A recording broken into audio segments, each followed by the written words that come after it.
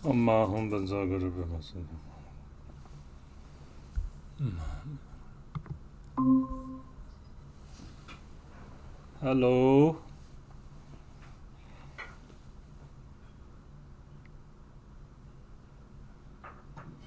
Hello. How are you? Good. How are you doing? Good. Did you eat lunch? Good lunch? Yep. Really full. Good, okay. You? Yeah, good, thank you. Good.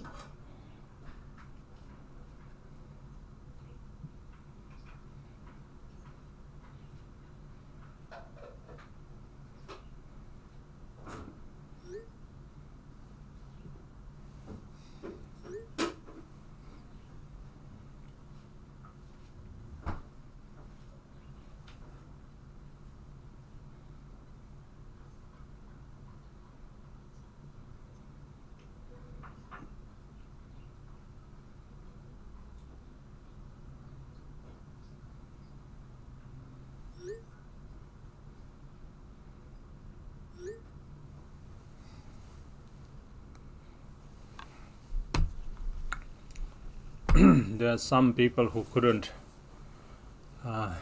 join because they cannot sign in Google Meet, so like I think some of the people who like how to remember their password and all, so Yeah.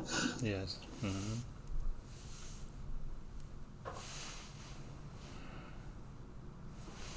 Okay.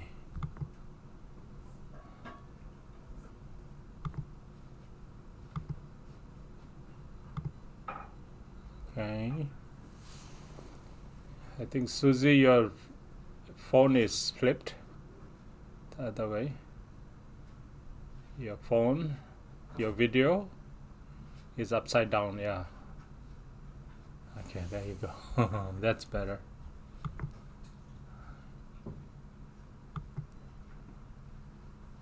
Hello. How are you?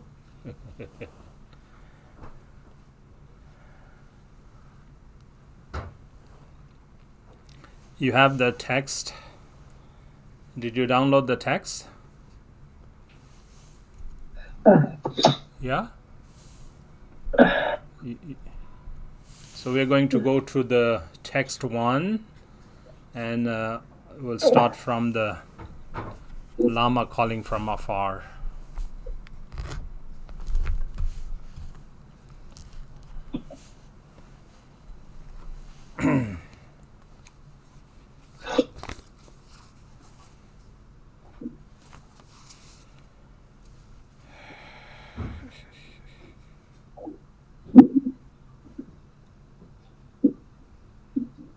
I think it's page 27. It says Lama Changbe, or Calling the Lama from Afar by Khenpo Ngakchung, page 27. Do you have that?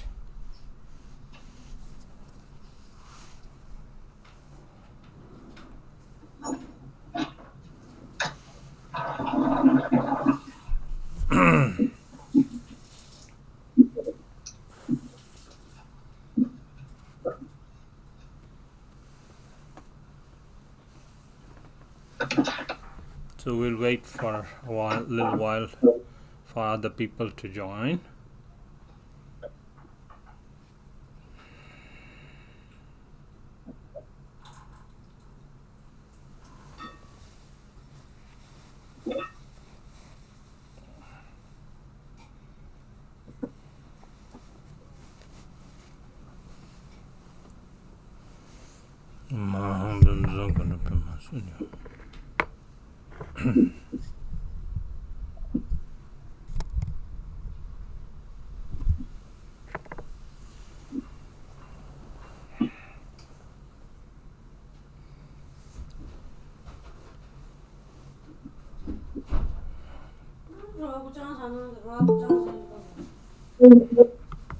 Okay, here comes Vincent.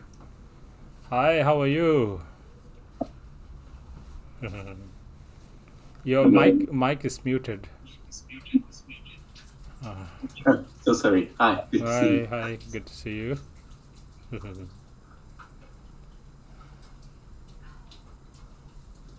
We're still waiting for other people to join. So you have the text. We are starting from the text 1. And first with Lama Calling from Afar, it's page 28. And then you have this text. Do you have this text?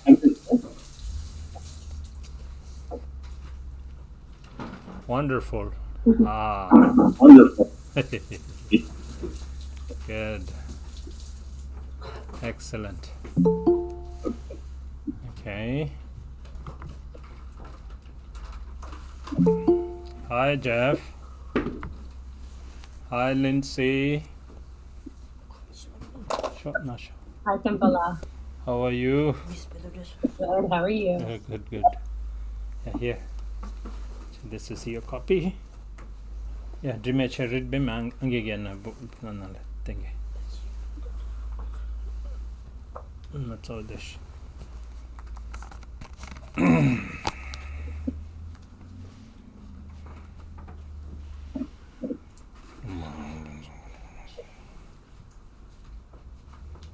So Kempala, Yes. here's your other student. Can you see her? Oh, yeah. Wonderful. Took us here for her, Wonderful. right? Okay. Yeah. Okay. Yeah. And you read back of me. About table ke cushion chizobe. Pesh. Table chi ke cushion chi kebe. Lejum bende. Is Anjani back from Nepal?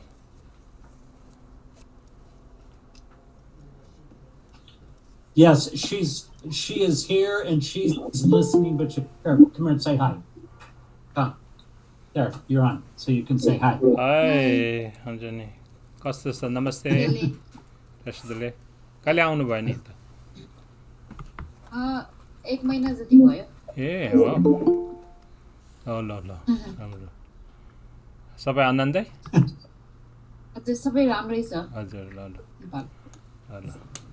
भ्याए पनि यो join गर्नु नि यो छोइङ चाहिँ पढ्नु. अन्त सुनिरहेछ. अच्छा ल okay. हजुर. ल.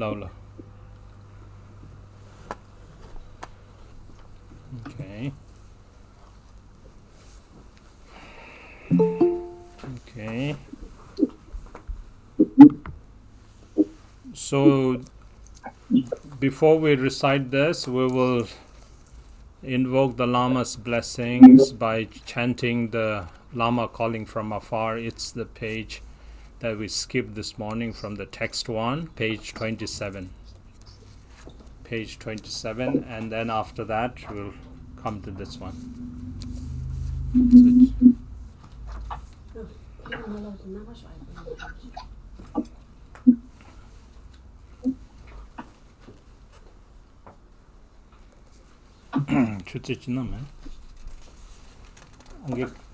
I got to do. Mommy got to do. Okay.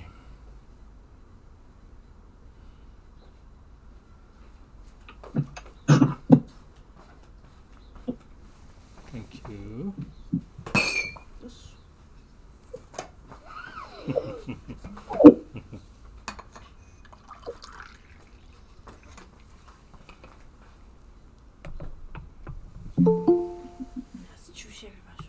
Here comes all. Okay.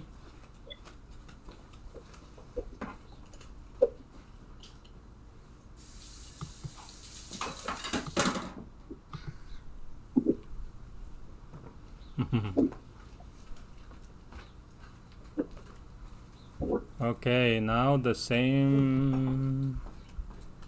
Let's see. We'll just go like that. Okay.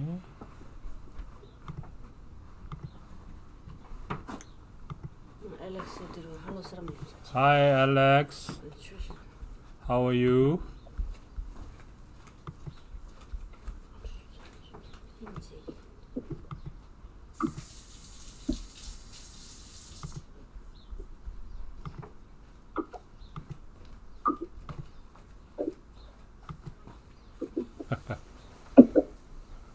Did somebody pin me or because now we're Yeah, I did pin you. Okay. It's not okay? I don't know if it's I can unpin you. Yeah. I'll do the other way. Yeah, I think yeah. I can.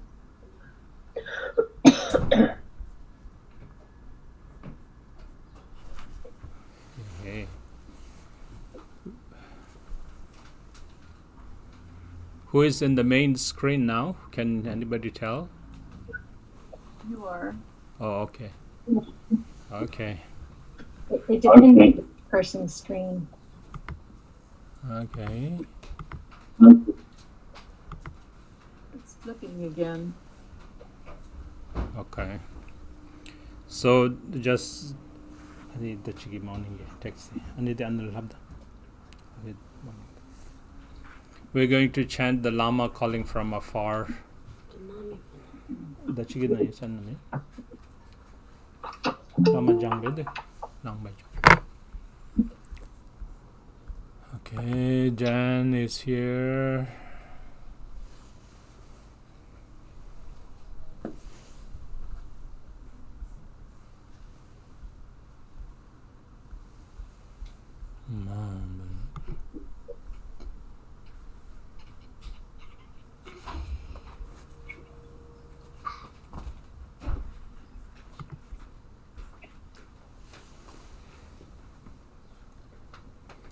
Anime text one didn't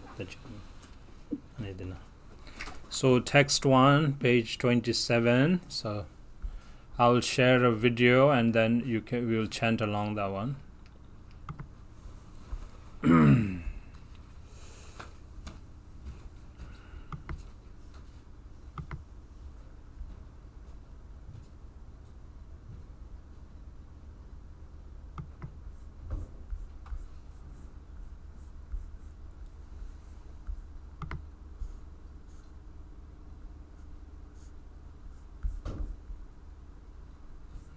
This one.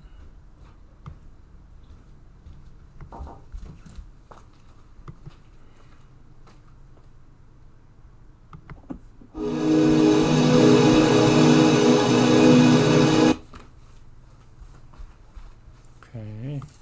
So text here got ready.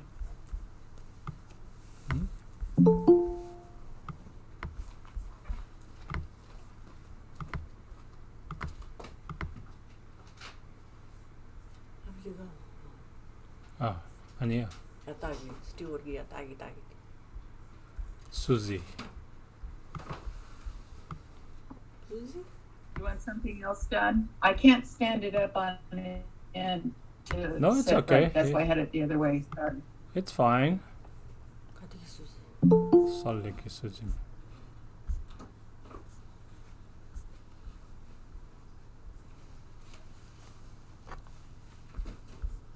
수지 매매? This Anna. 스티워기 달래 아바. Lindsay. 마올로. Rachel. 가나? Not sure. Okay.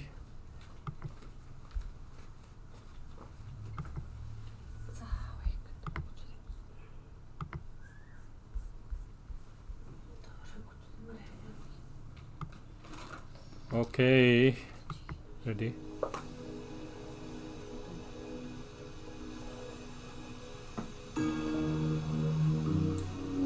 Yeah.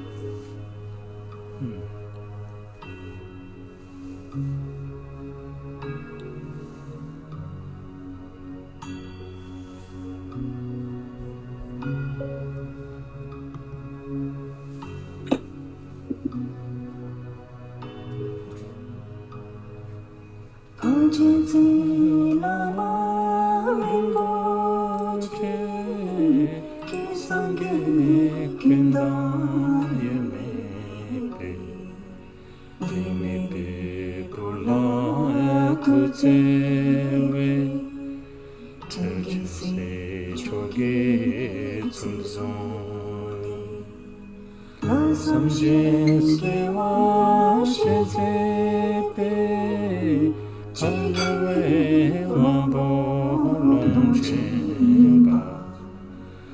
kiki junla nimeo junemo tapu yozone vinapo chepada wete vinema madu senjenam omiso yasara kunadram Patuje Sishi Longchenpa Vingache Namlademache Chingache Namlache Gete Namnilma Tupachi Madem Bakirani Barisani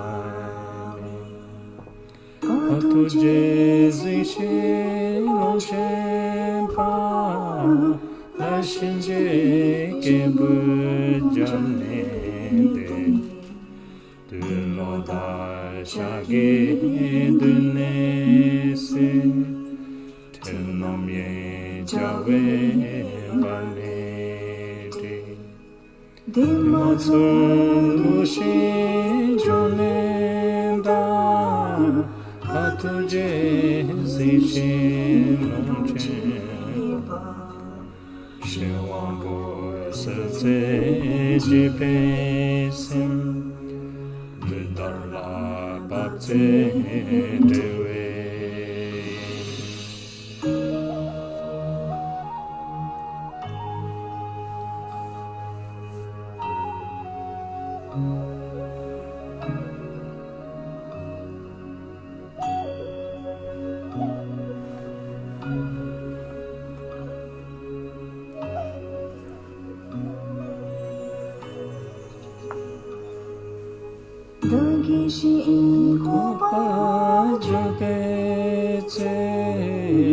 Shama Denjan Chineson Patuje Zishi Longchenpa Rande Parade Chande Wande Norke Warade Chan Kelmito Jojo Parade Chan Ranchipo Sanjikte Paraduwarange Patuje Sishi Longchenpa Siddhiye Bacha Tembete Lambardo Tama Chida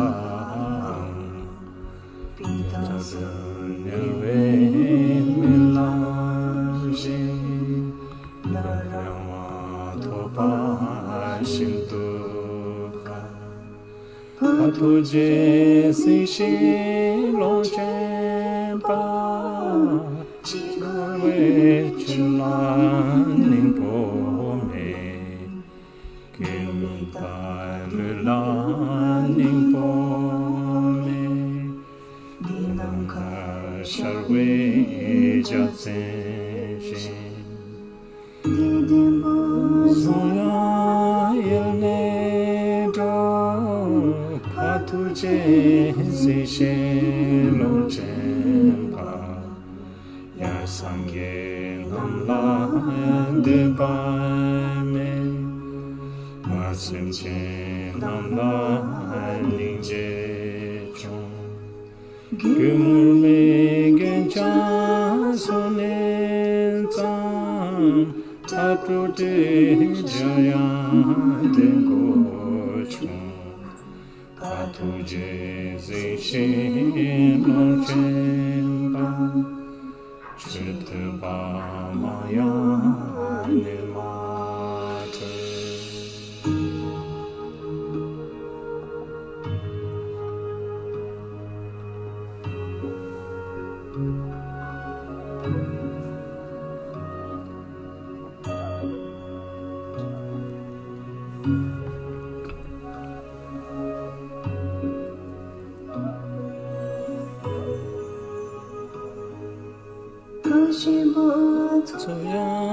Chamadun Neritre Jimchan Kimla Se Mitapan Jichan Yamno Me Atuje Sishin Longchenpa Mijingi Kenchan Chumare Kankone Rulwa Yemato Mijingi Korkorne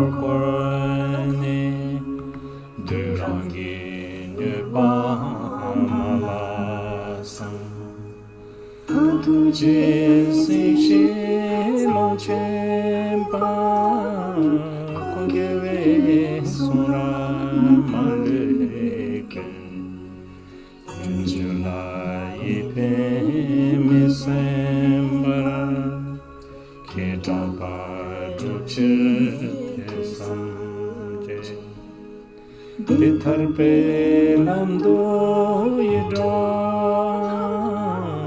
Patuje Zishin Longchenpa Machepe Tsuge Jitendo Marke Kunge Chebale Teyang Jawe Lando Tan Utroge Dode Cheda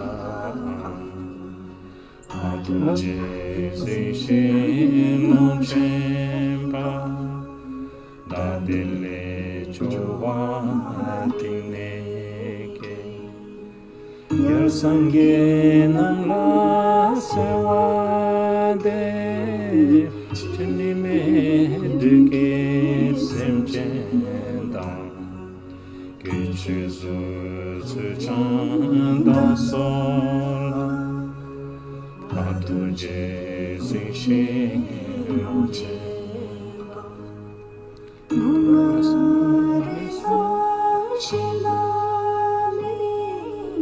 Jadurge Kido Kerashe Nisame Chekne Podani Gengenda Eme Rochisho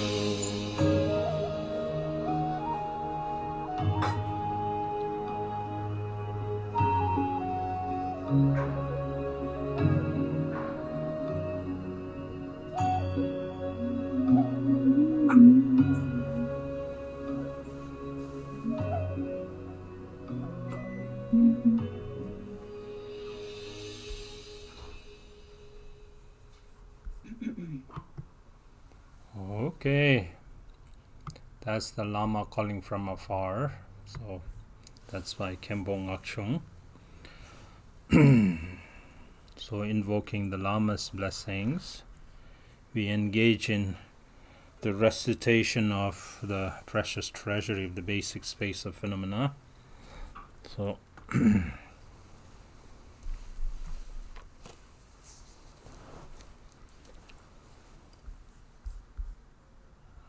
okay.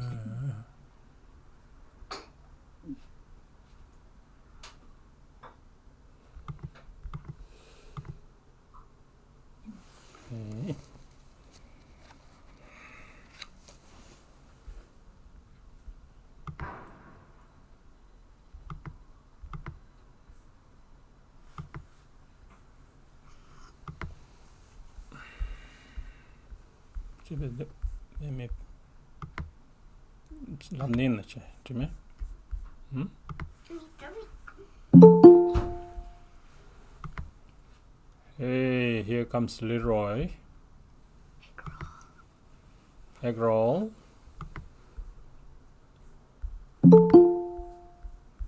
Tyler, just in time for Chewing Zhe.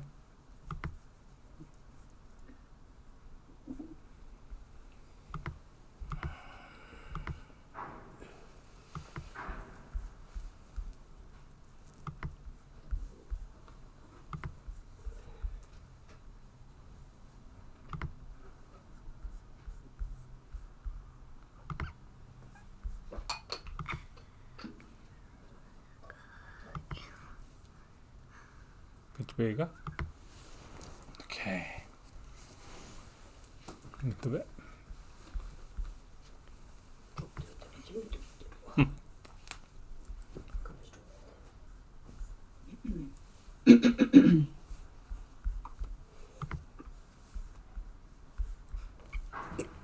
Little bit. No.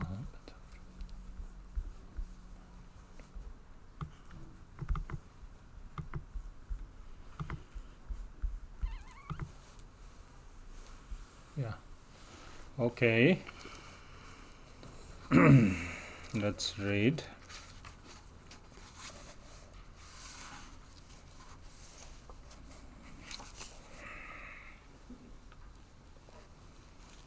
Dimerid bini. Dimerid text in the. Afar bini. Go. Okay, everybody. We'll start on the precious treasure basic space of phenomena. That's after the Longchenpa's image. The precious treasury of the basic space of phenomena. In Sanskrit, Dharma Dhatu Ratna Kosta Nama. In Tibetan, Choing Rinpoche Dze Che Jawa. Homage to glorious Samanta Bhadra, naturally occurring timeless awareness, utterly lucid awakened mind, is something marvelous and superb, primordially and spontaneously present.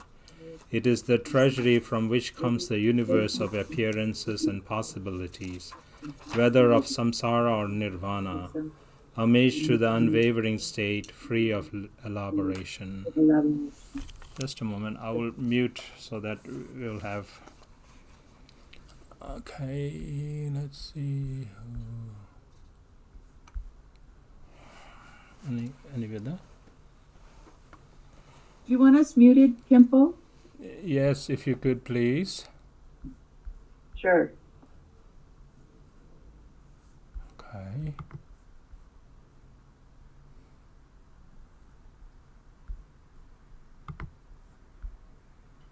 Okay.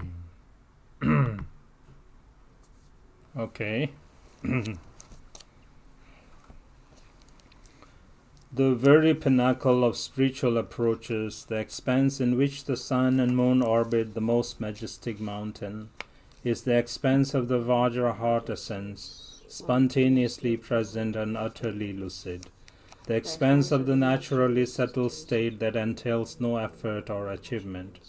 Listen as I explain this superb, timelessly infinite expanse. Within the expanse of spontaneous presence is the ground for all that arises, empty in essence, continuous by nature. It has never existed as anything whatsoever, yet arises as anything at all. Within the expanse of the three kayas, although samsara and nirvana arise naturally, they do not stray from basic space. Such is the blissful realm that is the true nature of phenomena. Mind itself is a vast expanse, the realm of unchanging space. Its indeterminate display is the expanse of magical expression of its responsiveness. Everything is the adornment of basic space and nothing else. Outwardly and inwardly, things proliferating and resolving are the dynamic energy of awakened mind. Because this is nothing whatsoever, yet arises as anything at all, it is a marvelous and magical expression, amazing and superb. Throughout the entire universe, all beings and all that manifests as form are adornments of basic space, arising as the ongoing principle of enlightened form. What is audible, all sounds and voices without exception, as many as they may be, are adornments of basic space, arising as the ongoing principle of enlightened speech. All consciousness and all stirring and proliferation of thoughts, as well as the inconceivable range of non-conceptual states, are adornments of basic space, arising as the ongoing principle of enlightened mind. Beings born in the 6 classes through the 4 avenues of rebirth, moreover, do not stray in the slightest from the basic space of phenomena. The universe of appearances and possibilities, the 6 kinds of sense objects manifesting in dualistic perception, appears within the realm of the basic space of phenomena, just as illusions do, manifest yet non-existent. Without underlying support, vividly apparent yet timelessly empty, supremely spacious and naturally clear just as it is, the universe arises as the adornment of the basic space of phenomena. However things appear or sound within the vast realm of basic space, they do not stray from the spontaneous equalness as dharmakaya, awakened mind. Since the timeless state of utter relaxation is naturally empty and without transition or change, whatever manifests constitutes the scope of naturally occurring timeless awareness, the true nature of phenomena, merging in a single blissful expanse without any effort, without anything needing to be done. Sambhogakaya is unwavering natural lucidity. Even as anything at all manifests, it is by nature spontaneously present, uncontrived and unadulterated, a pervasive state of spontaneous equalness. Due to the way in which the distinct mirrored display rises, emanations occur naturally, the amazing magic of what has ultimate meaning. They never stray from the wholly positive state in which nothing need to be done. Within awakened mind itself, which is without pitfalls, the spontaneous perfection of the 3 kayas, entailing no effort, is such that without straying from basic space, they are spontaneously present and uncompounded. The spontaneous perfection of the kayas, timeless awareness and enlightened activity, moreover is great amassing, the supreme expanse that is timelessly perfect, timelessly arising. Timelessly and spontaneously present, this pure realm is without transition or change. With the perception of the true nature of phenomena within basic space, wisdom arises continuously as the adornment of that space, not created or achieved. It abides timelessly like the sun in the sky. It is amazing and superb.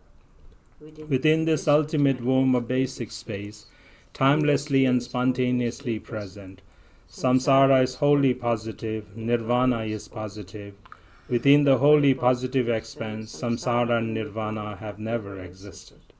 Sensory appearances are wholly positive, emptiness is positive. Within the wholly positive expanse, appearances and emptiness have never existed. Birth and death are wholly positive, happiness and suffering are positive. Within the wholly positive expanse, birth, death, happiness and suffering have never existed. Self and others are wholly positive, affirmation and negation are positive. Within the wholly positive expanse, self, other, affirmation and negation have never existed. Labeling takes place in confusion, for what is non-existent is taken to exist. Given that the nature of things is similar to that of dream images, which have no basis, how exceedingly strange it is to fixate on samsara and nirvana, as though they existed in their own right. Everything is wholly positive, a supreme state of spontaneous presence. Since there never has been confusion, is no confusion, and never will be confusion, conditioned existence is merely a label. It is beyond the extremes of existence and non-existence. Since no one has ever been confused at all in the past, no one is confused at present, and no one will be confused later on. This is the enlightened intent of the original purity of the 3 planes of conditioned existence. Since there is no confusion, nothing exists as some unconfused state. Supreme, naturally occurring awareness is timelessly and spontaneously present.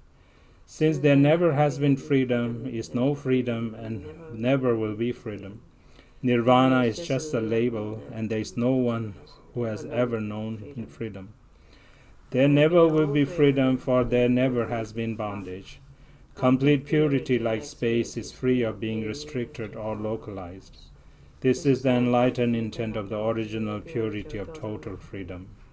In brief, within the ultimate womb of basic space, spacious and spontaneously present, Whatever arises as the dynamic energy of its display as samsara or nirvana, in the very moment of simply arising, has never known existence as samsara or nirvana. Whatever arises in a dream due to the dynamic energy of sleep does not actually exist. There is only self-knowing awareness, the blissful place of rest, extending infinitely as the supremely spacious state of spontaneous equalness. This is the first section of the precious treasury of the basic space of phenomena, demonstrating that samsara and nirvana by nature do not stray from basic space.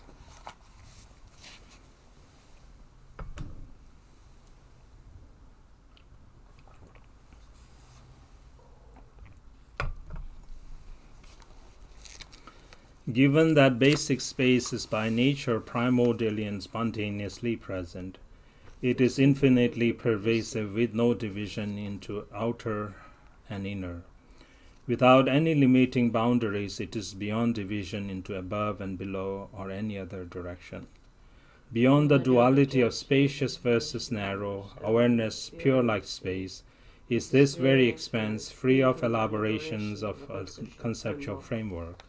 The magical expressions that originate within unborn basic space are completely indeterminate and not subject to any restrictions whatsoever. They cannot be characterized as things, for they have no substance or characteristics. In that their nature is like the panoramic vista of space, they are unborn, spontaneously present, and free of any time frame, any beginning or end. The essence of all samsara and nirvana is awakened mind, spontaneously present, not occurring, not originating, and not finite. It has not come from anywhere, nor does it go anywhere at all. The expanse of awakened mind has no linear time frame, does not come or go, for it is infinitely pervasive. The true nature of phenomena, suchness, has no beginning, middle, or end. This state of infinite evenness, equal to space and pure by nature, has no beginning or end. It is beyond any time frame. It is unborn, unceasing, and has no substance or characteristics. It neither comes nor goes and cannot be characterized as something. It involves no effort or achievement or anything needing to be done. The ground of suchness itself has no periphery or center. Since it is non-referential and uninterrupted, it is the expanse of equalness. Since the true nature of all phenomena is equalness, there is not a single thing that does not abide within the expanse of that equalness. The scope of awakened mind is a single taste of evenness in which everything is equal. Since it is unborn and infinite evenness so vast that is equal to space, the scope of equalness is without interruption. Therefore, the fortress of infinite pervasiveness is spontaneously present and beyond extremes.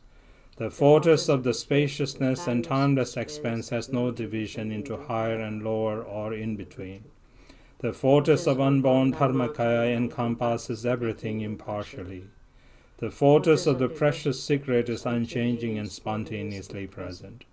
The universe of appearances and possibilities, whether of samsara or nirvana, is perfect as the timeless fortress of a single state of equalness. On this infinite foundation, extending everywhere impartially, the stronghold of awakened mind does not distinguish between samsara and nirvana. Its imposing and lofty summit is the spacious expanse that is the true nature of phenomena. At that very center of the panorama of this uncreated nature, the entranceway that frees one from development effort is wide open. Within that palace, adorned by the spontaneously present array of wealth, the king, naturally occurring timeless awareness, sits on his throne. All aspects of the dynamic energy of that awareness, manifesting as thoughts that proliferate and subside, serve as ministers exercising control over the domain. The Holy Queen, naturally abiding meditative stability, is accompanied by the royal heirs and servants, naturally arising enlightened intent. This encompassing expanse of supreme bliss is naturally lucid and non-conceptual. Within that very context, unwavering and beyond imagination or description, mastery is gained over the entire universe of appearances and possibilities. This is the vast dominion of the basic space of phenomena. If one abides in that domain, everything is dharmakaya.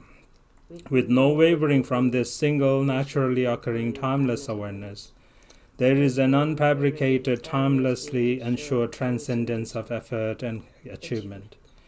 Given that the sphere of being without any hard edges is inclusive, everything just as it is encompassed within the expanse in which there is no differentiation or exclusion. Neither the realms of the 6 classes of beings nor even the pure realms of Buddhas exist elsewhere.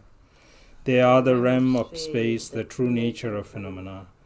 Given that they are of one taste, is naturally lucid awakened mind, samsara and nirvana are fully encompassed within the scope of awareness.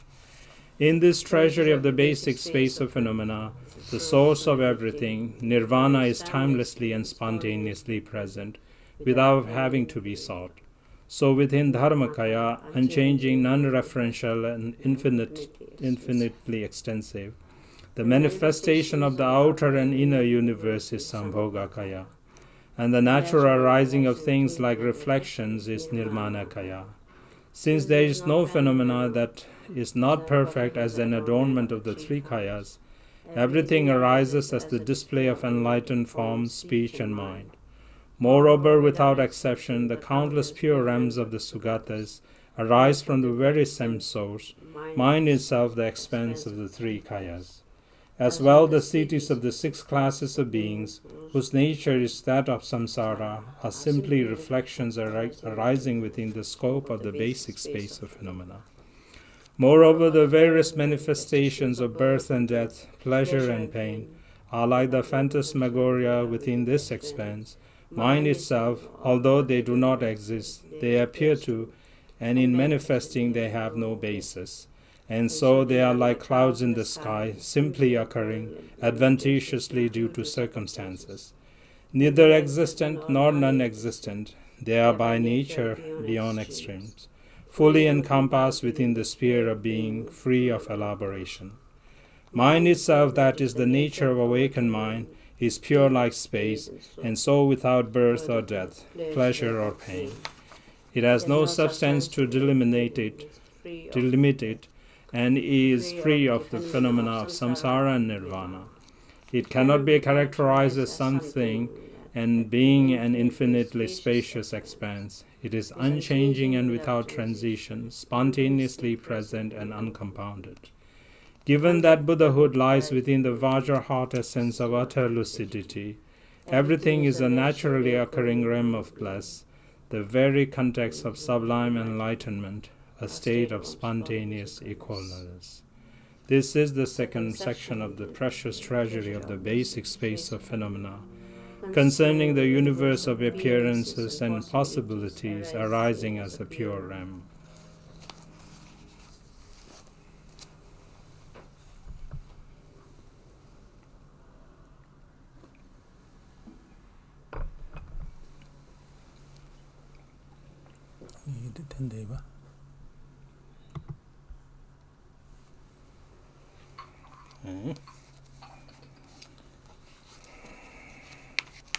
Everything is subsumed within all-inclusive awakened mind. Since there is no phenomena that is not included in awakened mind, the true nature of all phenomena is that of awakened mind. Space is a metaphor for awakened mind. Since that mind has no cause and is not an object that comes into being, space is metaphor for awakened mind. Since that mind has no cause and is not an object that comes into being, it does not abide in any finite way, is inexpressible and transcends the realm of the imagination. The phrase "the realm of space" is simply a way of illustrating it metaphorically. If even the metaphor itself cannot be described as something, how could the underlying meaning that it illustrates be imagined or described? It should be understood as a metaphor what is naturally pure. The underlying meaning is that the awakened mind is self-knowing awareness equal to space, It is not within the realm of the imagination, for it defies illustration or description. Naturally lucid and unwavering, the spacious expanse of utter lucidity is not created but is spontaneously present with no fixed reach or range. Dharmakaya is the spacious domain that is the heart essence of enlightenment. The evidence is that anything can and does arise due to the dynamic energy of awareness. Even as it arises, there is no place of arising or anything arising. Arising is simply a label for it, for if examined, it is found to be like space. Everything being encompassed within a supreme state of equalness without bias constitutes the expanse of infinite evenness which entails no dualistic perception. Given that naturally occurring timeless awareness, the true nature of phenomena is boundless. Analogies are used so that it can be ascertained through metaphor, underlying meaning, and evidence. Equal to space, that nature which subsumes everything is without differentiation or exclusion, is exemplified these three linking factors. In the womb of basic space, the supremely spacious state of equalness, everything is timelessly equal, with no time frame of earlier or later, no better or worse. This is the enlightened intent of Samantabhadra of Vajrasattva. Awakened mind can be compared to the sun. It is utterly lucid by nature and forever uncompounded. With nothing to obscure it, it is unobstructed and spontaneously present. Without elaboration, it is the scope of the true nature of phenomena, which does not entail concepts. In being empty, it is Dharmakaya. In being lucid, it is the Sambhogakaya. And in being radiant, it is the Nirmanakaya. The three kayas do not come together or separate, since these enlightened qualities are already and forever spontaneously present. They are not obscured by the darkness of flaws and faults. They are identical in being without transition or change throughout the three times, identical in permeating all Buddhas and ordinary beings alike. This is called the naturally occurring awakened mind. Its dynamic energy arises as anything at all, whether there is realization or not. There is the universe of appearances and possibilities, and beings' perceptions in all their variety. Though things arise, none of them have any independent nature whatsoever. Like water in a mirage, a dream, an echo, a phantom emanation, a reflection, a castle in the air, or a hallucination, all things are clearly apparent yet do not truly exist. They merely manifest adventitiously without basis or support. You should realize that all these manifestations are temporary, adventitious phenomena. Due to the nature of spontaneously present awakened mind, there is a continuous display, the magical illusion of samsara and nirvana. Since this entire magical display is fully encompassed within basic space, you should know that it does not stray from the scope of primordial being. Within this, everything is the scope of awakened mind. With that single perfection, all is perfect. Without being made so, everything is perfect. Naturally occurring timeless awareness is by nature spontaneously perfect.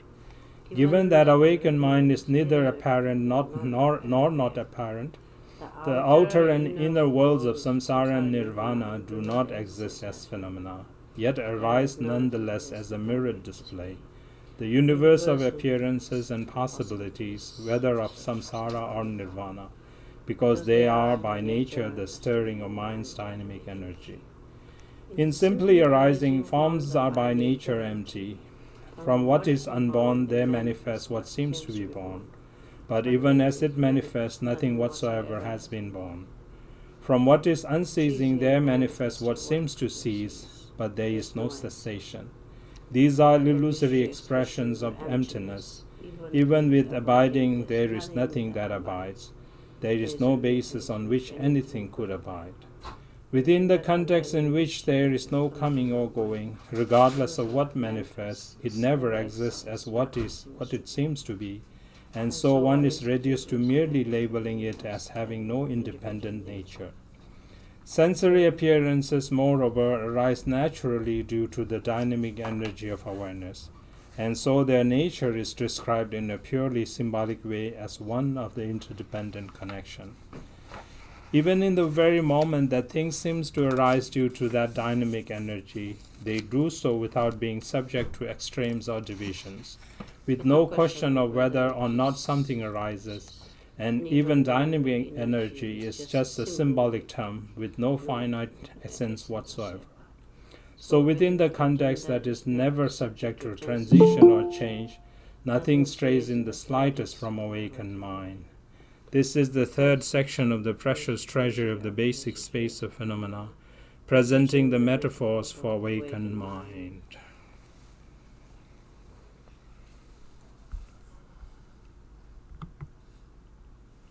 Okay. Those of you who joined now, we are on page 29. We just finished chapter 3, the third section. So we're on page 29 of the basic space of phenomena.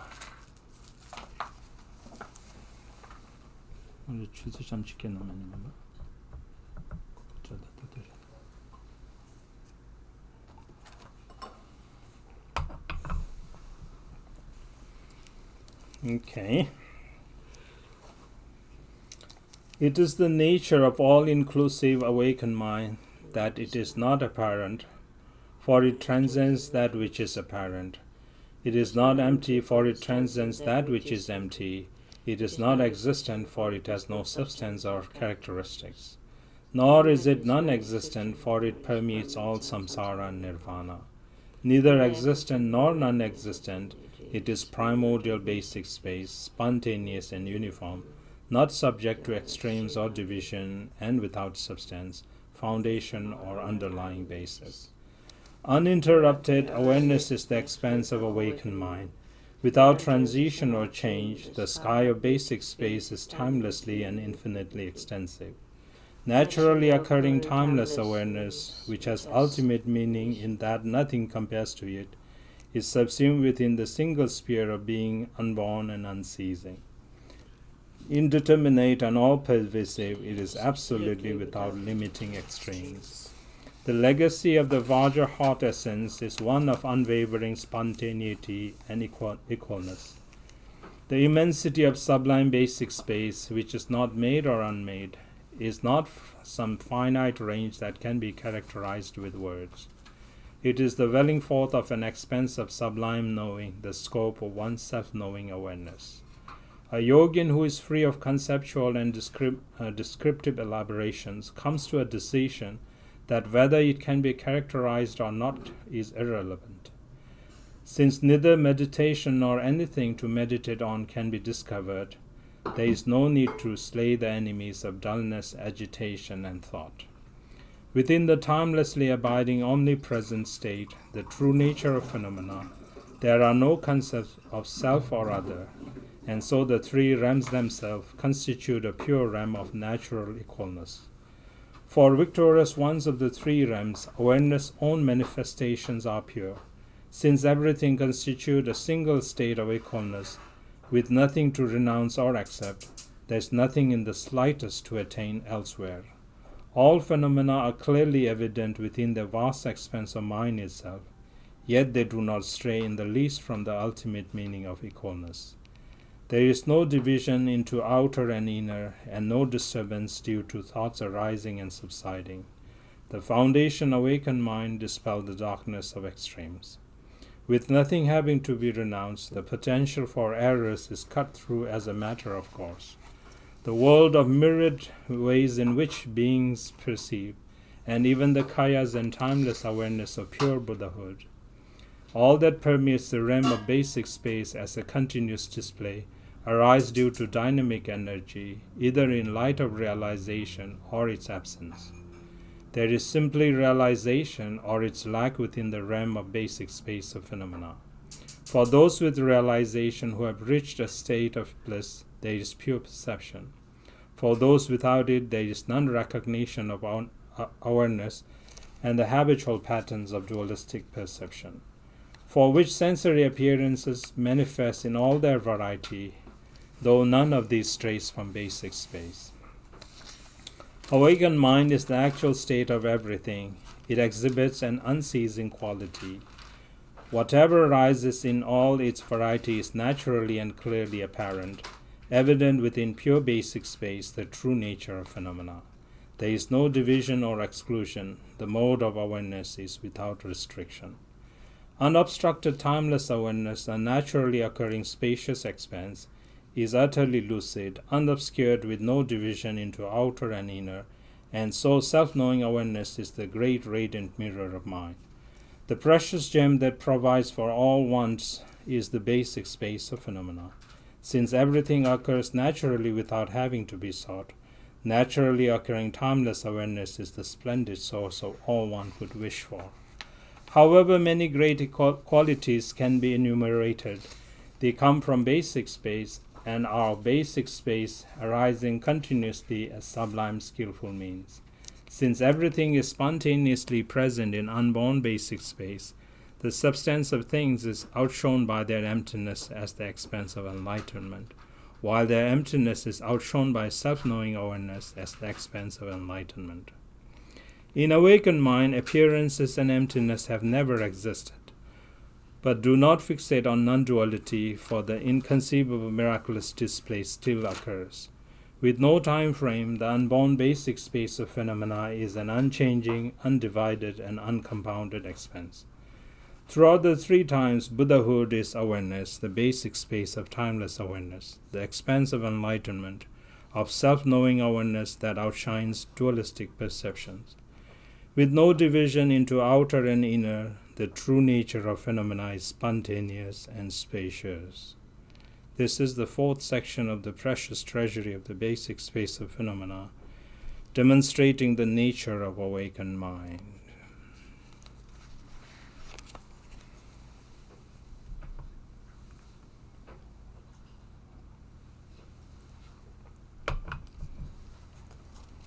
Okay.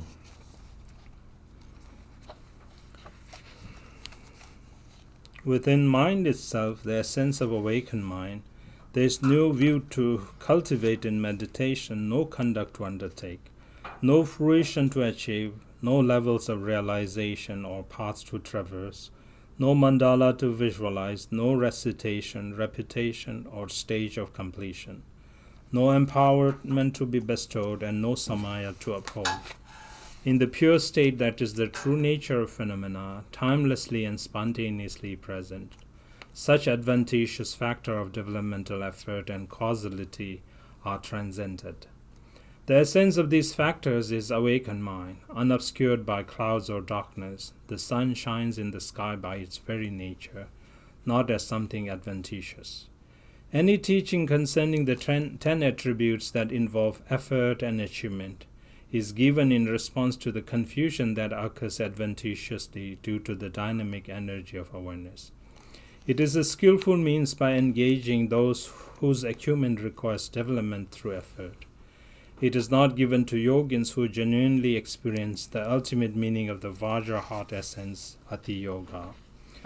So that individuals who exert themselves in order to progress developmentally may be led to primordial basic space, the true nature of phenomena. There are the spiritual approaches of the Shravaka, the Pratyeka Buddha, and the Bodhisattva. These are the stages demonstrated on the three lesser levels. The three divisions of Kriya, Upa, and Yoga are by their very nature the three intermediate levels. The three divisions of Maha, Anu, and Ati manifest primordially as the three higher levels. By opening the doorway that leads beyond other approaches based on causes or results, they guide fortunate beings to the three levels of enlightenment. The culmination of all this, moreover, is found in the ultimate meaning of the Vajra heart essence. They must lead toward this superb supreme secret, and so utter lucidity, sublimely unchanging, is the pinnacle of them all. This is renowned as the spiritual approach of the heart essence of manifest enlightenment. Furthermore, of the two alternatives within spiritual teaching, one involves a concerted effort to accept or reject. It is taught in order to refine away the habitual patterns of ordinary mind and mental events. whose nature is to arise as a display due to dynamic energy. This approach holds that timeless awareness is purer than ordinary mind. The supreme teachings involve no concerted effort to accept or reject. Naturally occurring timeless awareness, the essence of awakened mind itself, is fully evident in that one does not waver from the direct experience of it. So there is no need to strive for it elsewhere. It rests in and of itself, so do not seek it elsewhere. This, the ultimate meaning of suchness itself, is like the essence of the sun. I hold that it abides as a natural state of rest, unwavering utter lucidity. It can be shown that other approaches are like attempts to create the already present sun by dispelling clouds and darkness through a process of effort and achievement. Therefore, these two kinds of approach are as different as heaven and earth. Nowadays, those elephants who pride themselves on being Ati practitioners allege that thought patterns stirring and proliferating our awakened mind. All of these fools are submerged in darkness, far from the meaning of natural great perfection. They do not understand even dynamic energy or what arises from that energy, to say nothing of the essence of the awakened mind.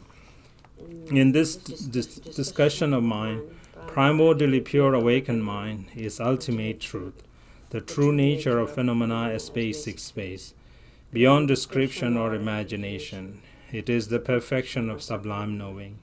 Inherently unwavering, it is utterly lucid by nature, and timelessly free of elaboration of concepts stirring and proliferating, and so is called the essence of being, analogous to the orb of the sun. Its dynamic energy is unobstructed awareness as a continuous mode of what arises, and is free of both conceptualization and analysis.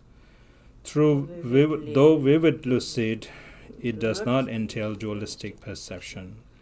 Awareness expresses itself through its dynamic energy as consciousness that involves conceptual elaboration, marked by the myriad dualistic habitual patterns that such consciousness generates. Since what are not objects are misconstrued as objects, there are the 5 kinds of sense objects. And since what has no identity is invested as identity, there are the 5 afflictive emotions. This constitutes all possible confused perception of the universe and the beings within it. Even what manifests as samsara arises due to that dynamic energy. But when this is not realized, the manifestation itself is one of the erroneous perception. True realization within the vast expanse of being of the true nature of phenomena, coming from nowhere, going nowhere, and abiding nowhere at all, there is the enlightened intent of the total freedom of the 3 realms. This is the transmission of Ati, spontaneous presence, the Vajra heart essence, arising from the wholly positive expanse of supreme spaciousness. Within the expanse of totally pure awakened mind, there is no object to view or anything that constitutes a view, not the slightest sense of anything to look at or anyone looking. There is no ordinary consciousness meditating or anything to meditate on.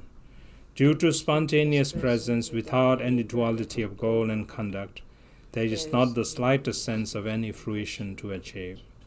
Regarding what is non-existent, there are no levels of realization to traverse, and so there are never any paths to journey along. Since utter lucidity is always ensured as the supreme sphere of being, there are no mandalas to visualize through the proliferation and resolution of thoughts, and no mantras, recitations, empowerments, or samaya. There is no non-referential stage of completion, such as the gradual process of dissolution, in kayas and timeless awareness, which are already ensured timelessly. There is no causality based on compounded adventitious circumstances. If any of these were the cause, timeless awareness would not occur naturally. Being compounded and such awareness would be subject to destruction, and then how could it be characterized as spontaneously present and uncompounded? Therefore, within the essence of ultimate basic space, causality is transcended and the 10 attributes do not pertain. Mind itself, the ultimate meaning of genuine being, involves no effort or achievement. Please understand this in order to pacify all conceptual elaborations of existence and non-existence. This is the fifth section of the precious treasury of the basic space of phenomena, demonstrating the transcendence of effort and achievement, cause and effect.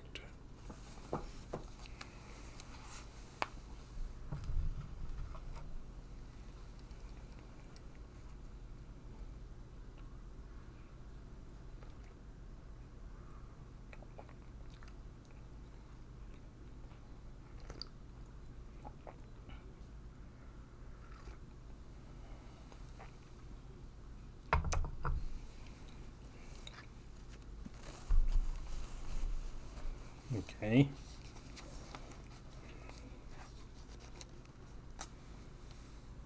Just as all light is subsumed within the sun as its source, all phenomena are subsumed within awakened mind as their source.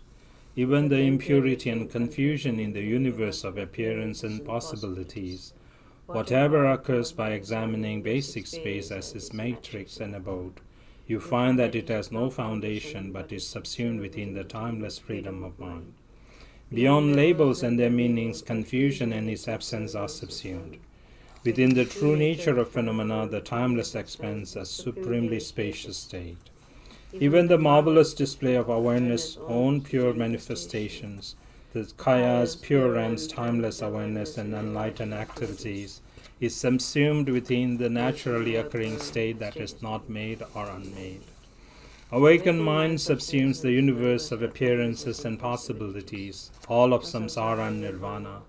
Lucid and uncompounded, it can be compared to the sun shining in the empty sky.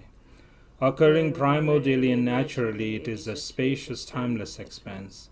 Mind itself is an unchanging, vast expanse, the realm of basic space. Its display, the dynamic energy of awakened mind, is undeterminate. In that it entails mastery over samsara, nirvana, and all spiritual approaches. This unique state in which nothing needing to be done outshines everything else. There is no context anywhere that constitutes an extreme. There is no straying at all from the true nature of phenomena, awakened mind.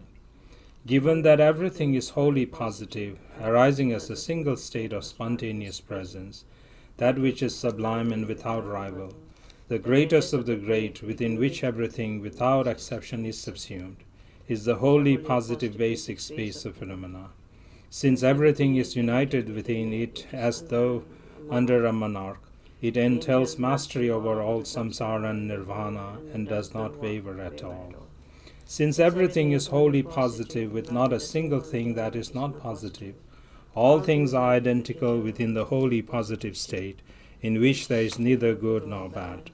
Since everything, whatever is and is not the case, is the same basic space, all things are identical within the unwavering, spontaneously present state of equalness. The single state from which everything without exception arises in the basic is the basic space of phenomena. There is nothing to achieve or to seek within the context in which nothing need be done. Since effort and achievement are not other than their natural state of basic space, whence could effort come? To what achievement could it lead? Since there is no object to seek, nothing to perceive in meditation, no state to achieve, nothing that comes from anywhere else, and no coming or going, there is equalness, dharmakaya. This spontaneous perfection is found within the basic space, the supreme sphere of being. Basic space of the supreme sphere of being. The transmissions of Shravakas, Pratyeka Buddhas, and Bodhisattvas are decisive concerning the non-existence of both the self and what pertains to it, and so they are identical in their intent, a space-like state free of elaboration. The transmission of Supreme Yoga, the sublime secret of Ati, is that of resting in genuine being, just as it is, naturally occurring timeless awareness, within the spacious state in which there is no distinction between self and others. So the ultimate meaning of the enlightened perspectives of all three lower approaches is subsumed within the sublime heart essence. The three approaches of Kriya, Upa, and Yoga, moreover, which employ oneself, deity, meditative absorption, and clouds of offerings, are identical in holding that spiritual attainments come from the complete purification of body, speech, and mind. However, according to the secret and most majestic transmission of the Vajra pinnacle, appearances, sound, and awareness are completely pure, timelessly the deity. Spiritual attainment is fully evident as the complete purity of body, speech, and mind. So the enlightened perspectives of all these approaches are subsumed within this sublime heart essence. In the three stages of Maha, Anu, and Ati, moreover, the universe of appearances and possibilities is a pure realm of masculine and feminine deities. These stages hold that the unwavering nature of phenomena is naturally occurring timeless awareness. For basic space and timeless awareness are inseparable in their total purity. Given that everything is completely pure within this sublime excellent secret, the immeasurable mansion, without being created, is a blissful realm, a timeless expanse.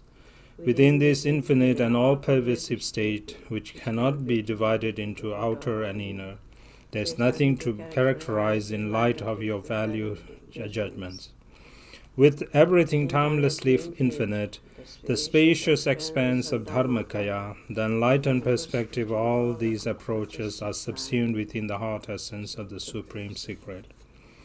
Perfection in one, perfection in everything, the expanse within which all phenomena are subsumed, is itself subsumed within the supreme state of spontaneous presence, a timeless and naturally lucid state of utter relaxation. This is the sixth section of the precious treasury of the basic space of phenomena, demonstrating that everything is subsumed within awakened mind.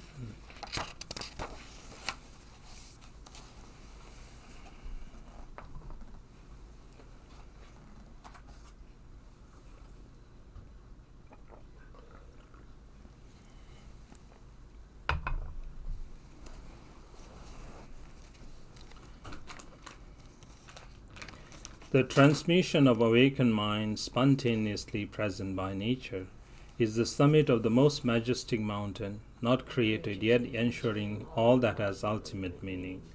Exalted above all, it is the supreme and most majestic spiritual approach. Once one has reached the summit of a majestic mountain, one can see the valleys below all at once, while from the valleys one cannot see what it's like at the summit. Similarly, Ati, the Vajra heart essence, is the pinnacle spiritual approach and sees what is meaningful in all others, while the lower approaches cannot see its ultimate meaning.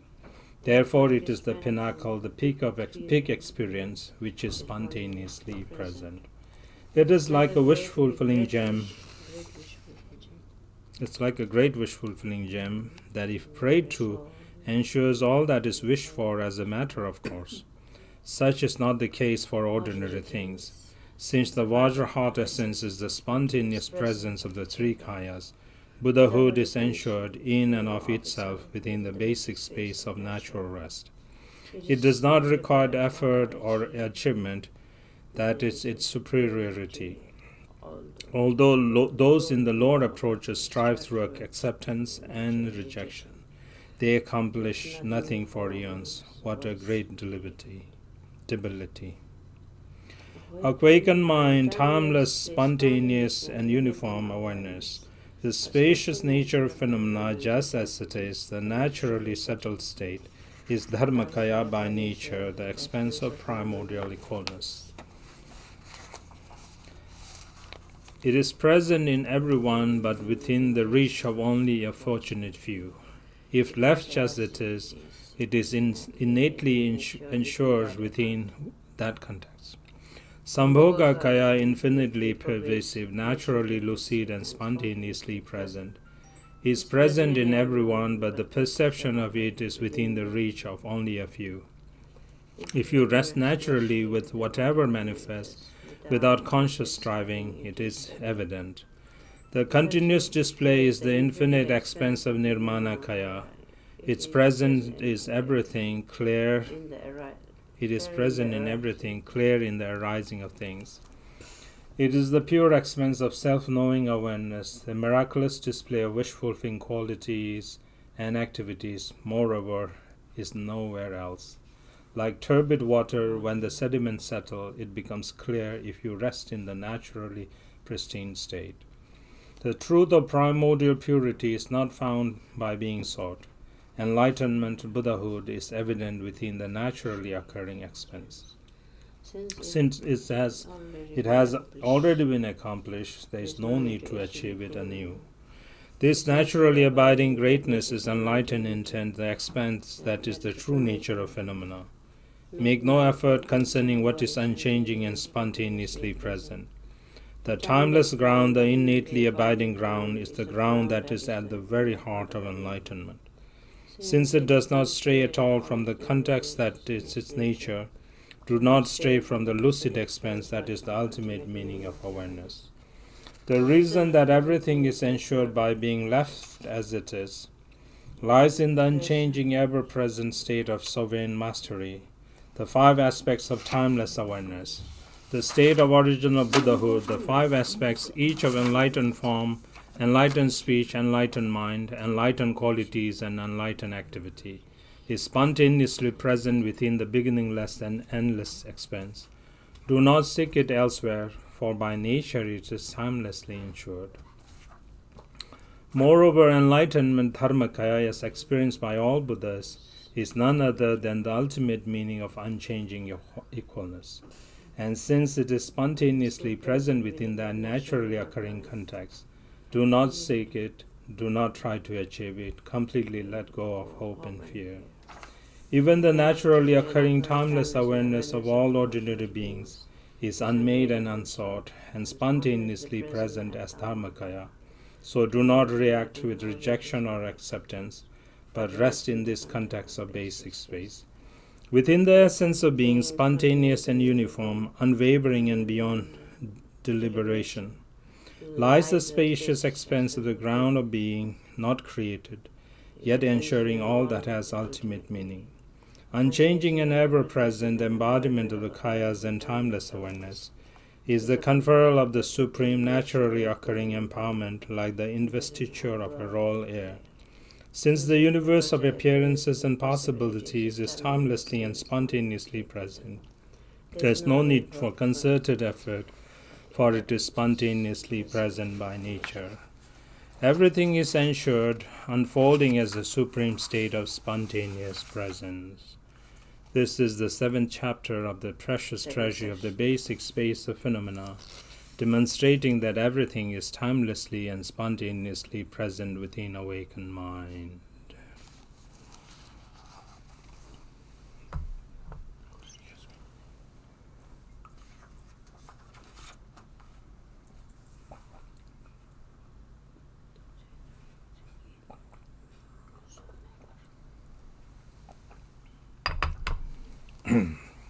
Okay, we're on page 59. Within naturally occurring timeless awareness, a single basic space, all things are present in such a way that they are in essence non-dual. Continuous dualistic perceptions arise as a display due to the dynamic energy of awareness. In what is called awakened mind, there is no duality of sensory appearances and what the mind imputes about them. Within enlightenment, awareness without transition or change, the universe of appearances and possibilities, whether of samsara or nirvana, arises with nothing to renounce or attain. In the experience of yogins who do not perceive things dualistically, the fact that things manifest without truly existing is so amazing they burst into laughter. Although sensory appearances do not exist, they manifest in all their variety. Although emptiness does not exist, it extends infinitely, reaching everywhere. Although dualistic perception do not exist, there is still fixation on things having individual identity. Although they have no basis, a continual succession of lifetimes manifest.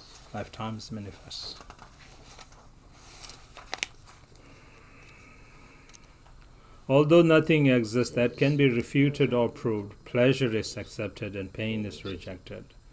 Looking around, I find the perception of beings to be truly amazing. They fixate on what is not real as real, so that it certainly seems real. They fixate on confusion where there is no confusion, so that there certainly seems to be confusion. They reify what is indeterminate as determinate, so that it certainly seems determinate.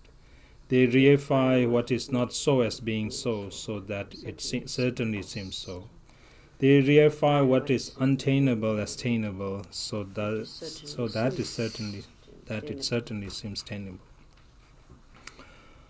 Ordinary mind is seduced by trivial sense objects of all their variety. One's useless focus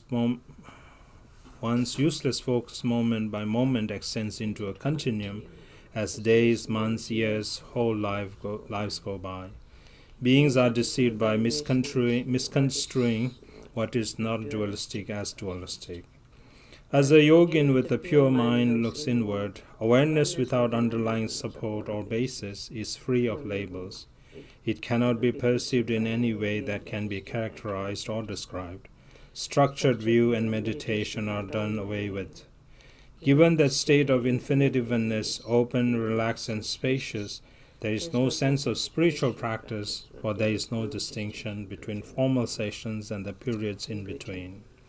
Everything is unrestricted, completely equal and uninterrupted, with no reference point, whether body or sense object or perception. There is infinite evenness within the undifferentiated vast expanse of space, and so there is no inner agent that can be held to have identity. As you look outward at sense objects manifesting externally, everything is unobstructed, vivid yet ephemeral, random without any reference point. You perceive, hear, think, or aware, experience, and feel as never before. What is this? Are my perceptions by nature those of a lunatic? Am I in a dream? You burst out laughing at yourself. You are free of any notion of enemy or friend, attachment or aversion, near or far. Since there is a unique evenness in that everything is equal, without any distinction between day and night, samsara, the reifying of characteristics and reference points, is cleared away. Since you have no concepts about the scope of naturally occurring timeless awareness, you have transcended the cage of acceptance and rejection, or what is an antidote and what is to be abandoned. With such realization, there is non-dual timeless awareness. You have arrived at enlightened intent naturally occurring and wholly positive. You have arrived at the point of resolution with no chance of falling back. Without any realization of equalness in this naturally occurring state, you may obsess on the word non-duality and place your confidence in some state that to you speculate has no frame of reference whatsoever. This is truly a mistaken notion, the dark realm in which awareness is not recognized. Therefore, it is the naturally occurring state within transition or change that the most majestic perfection of goals is experienced as non-duality. The total freedom of the three realms, the ultimate meaning of non-duality of samsara and nirvana, is the fortress of dharmakaya, the nature of being that arises inherently from within, such that is completely pure like space, yet it is in fact beyond all metaphors. As long as you remain fixated on individual things, on this or that, you remain caught in dualism, the cage of confusion entailing self and others. When you make no biased distinction of this, everything is the same in the state of equalness with no frame of reference, and so Vajrasattva declares non-duality is realized. This is the 8th section of the precious treasury of the basic space of phenomena, demonstrating non-duality within awakened mind.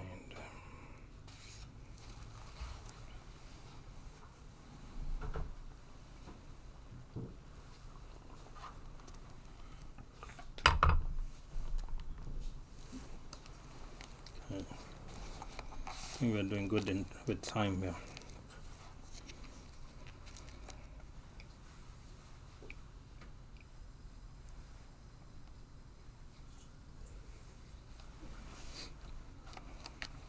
page 65, and now beginning chapter 9.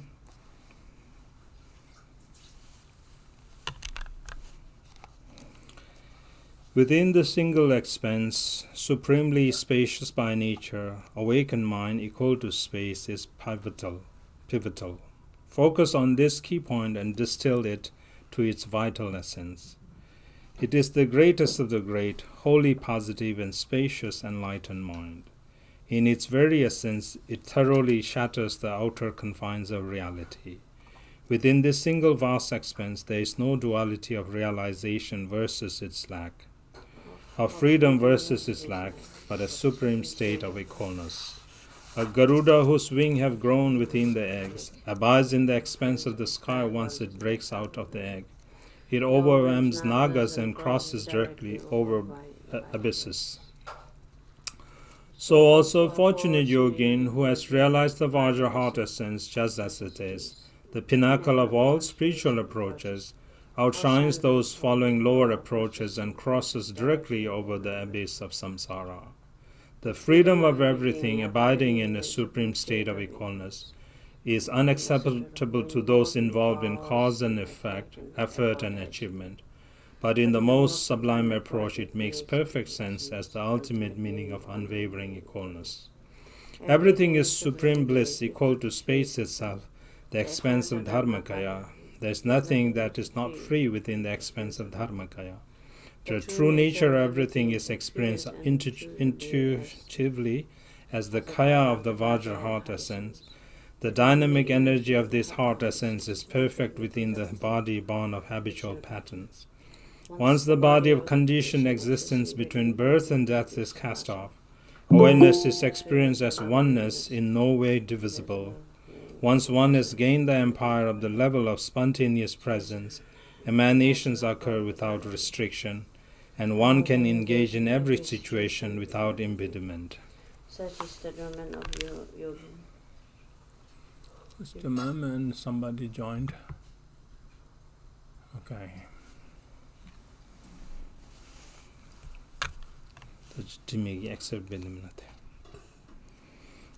Such is the domain of a yogin who is effortlessly borne on the wind. While this is unacceptable to anyone involved in lower spiritual approaches, it is shown by the Ati approach to make perfect sense. It is the key point of the fruition. Okay, Hakika, we are on page 69. If you just joined, on page 69 on the basics space of phenomena. Since the magical illusion of originating occurs within what has no origin, it is the ordinary confused mind that characterizes things as involving causality. What the Ati approaches reveals as the absence of causes and conditions makes eminently perfect sense, although it is unacceptable in lower approaches. The intent and conduct of Buddhas and ordinary beings are not separate. So it is the ordinary confused mind that holds samsara and nirvana to be a duality. What the Ati approach reveals as non-dual makes eminently perfect sense, although it is unacceptable in lower approaches.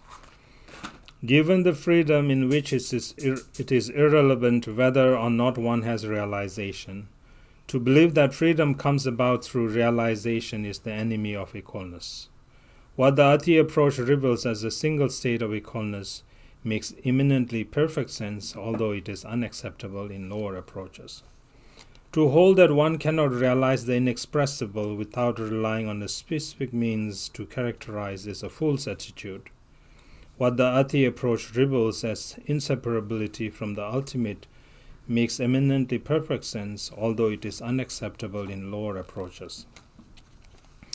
Although great perfection is timeless and infinite without fixed depth or extent, to claim that is unfathomable is a fool's attitude. What the Ati approach reveals as a boundless, unique state makes eminently perfect sense, although it is unacceptable in lower approaches. The usual order of things is reversed within the single sphere of being, and so hope and fear concerning the fruition are cut through, a state equal to space. So vast, so supreme, the enlightened mind of victorious ones is equal to space. There is no renunciation or attainment, the expanse of the single sphere. This is timeless freedom. It is irrelevant whether or not one has realization. A yogi in context on the path equal to space with nothing needing to be done. This timelessly awakened awareness that entails no object does not wander in samsara, for it is beyond all basis for confusion. Not one at all is confused, for there is no context for confusion. Everything lies within the scope of the basic space of phenomena, a single lucid expanse. With no time frame, this spaciousness is equal to space itself. Samsara is primordially pure, a timeless and spontaneously state of utter relaxation. One does not enter a state of freedom or attain nirvana. The unchanging vast expanse, samsara and nirvana have never known existence. Here there is no frame of reference for renunciation or attainment, hope or fear, but rather a supremely spacious expanse that is the primordially enlightened ground of being. All things are mere labels, for in actuality they are beyond characterization or expression. Having decisively experienced that samsara is not confusion and nirvana is not freedom, let no one make any effort, let no one try to meddle with or alter this. Awareness with no breadth or depth is not subject to restrictions or extremes, so give up any frame of reference. Awareness involving no plans or actions, no coming or going, entails no time frame or antidote, so drop reification and effort. If there is a deliberate frame of reference, it is the cause of bondage. Do not rely on any fixed construct whatsoever. Let go in evenness. It is of no concern whether or not all phenomena are timelessly free. It is of no concern whether or not the way of abiding is pure by nature. It is of no concern whether or not mind is itself free of elaboration. It is of no concern whether or not anything has ever existed within the fundamentally unconditioned genuine state.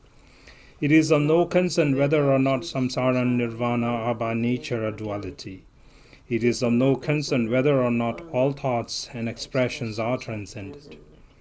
It is of no concern whether or not confused attempts at proof and reputation are demolished. It is of no concern whether or not the view to be realized has been realized.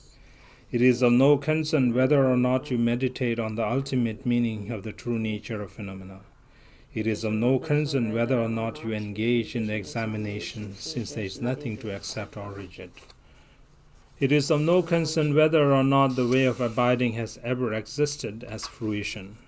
It is of no concern whether or not you have traversed the paths and levels of realization.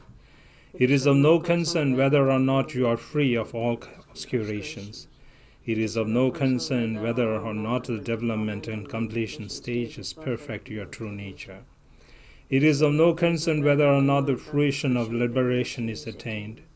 It is of no concern whether or not you wander in the 6 states of samsara. It is of no concern whether or not the nature of being is spontaneous presence. It is of no concern whether or not you are bound by dualistic perceptions of affirmation and denial.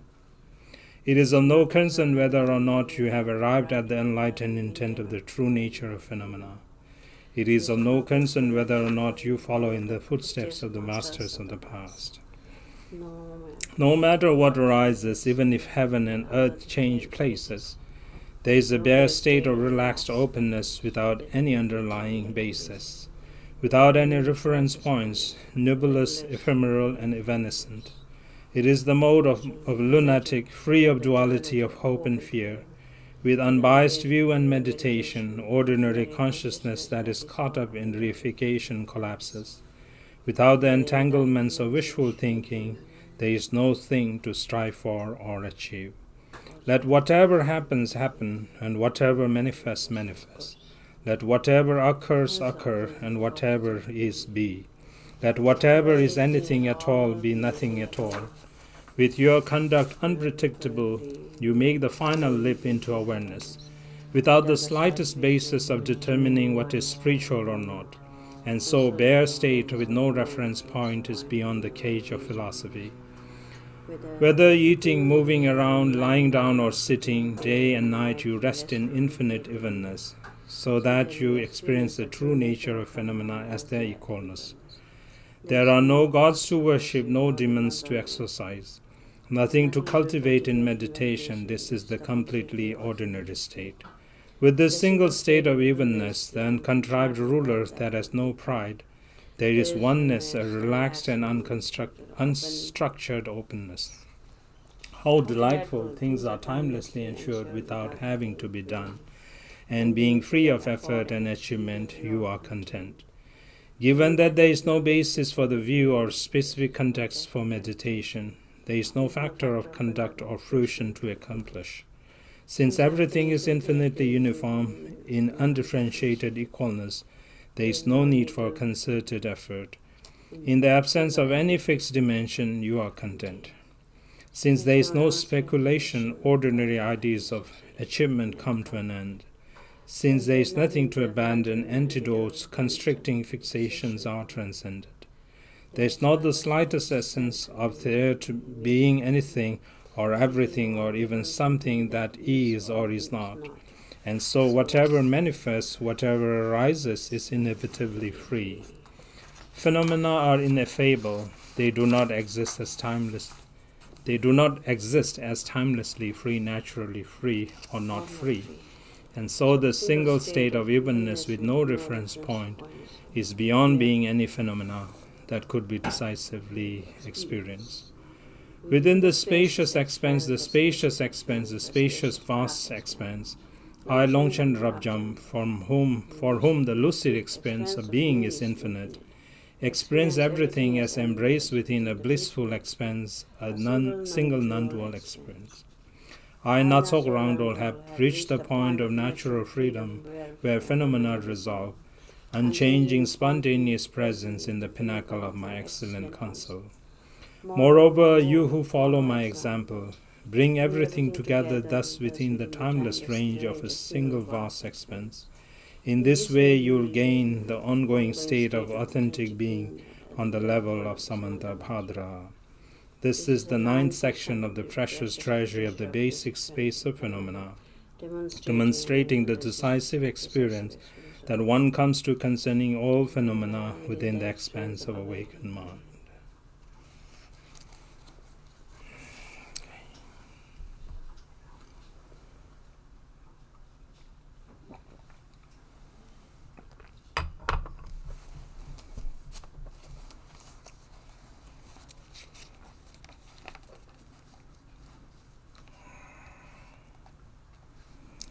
Okay, page 79, last paragraph. Awakened mind is by nature primordially pure. The true nature of phenomena is such that there is nothing to discard or adopt, nothing that comes or goes, nothing to achieve by trying. Rather, the sun and moon of utter lucidity arise when one rests naturally in the spacious expanse that is the true nature of phenomena.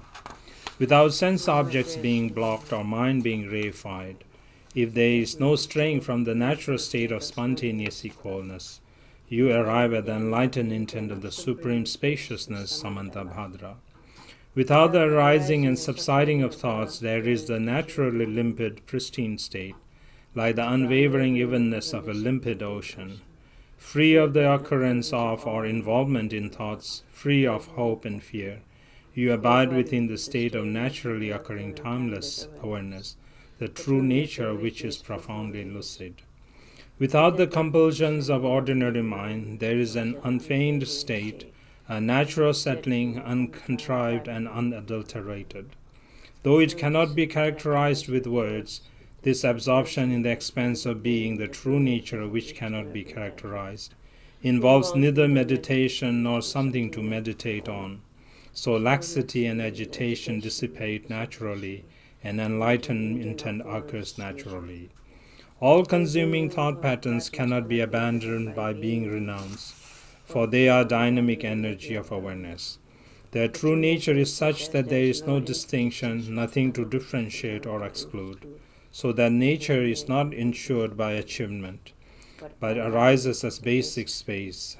Yet, without rejecting samsara, without rejecting samsara, you perceive it to be naturally occurring timeless awareness through the pure yoga of the dynamic energy of vast expanse of being. In the timeless unity of sensory appearances and mind, the naturally settled state that is the true nature of phenomena, meditative absorption is experienced as unwavering ongoing flow. Thus the Vajra pinnacle, the most excellent enlightened mind of Samantabhadra, is the most sublime spacious state equal to space. The most sublime meditation of all involves no differentiation or exclusion.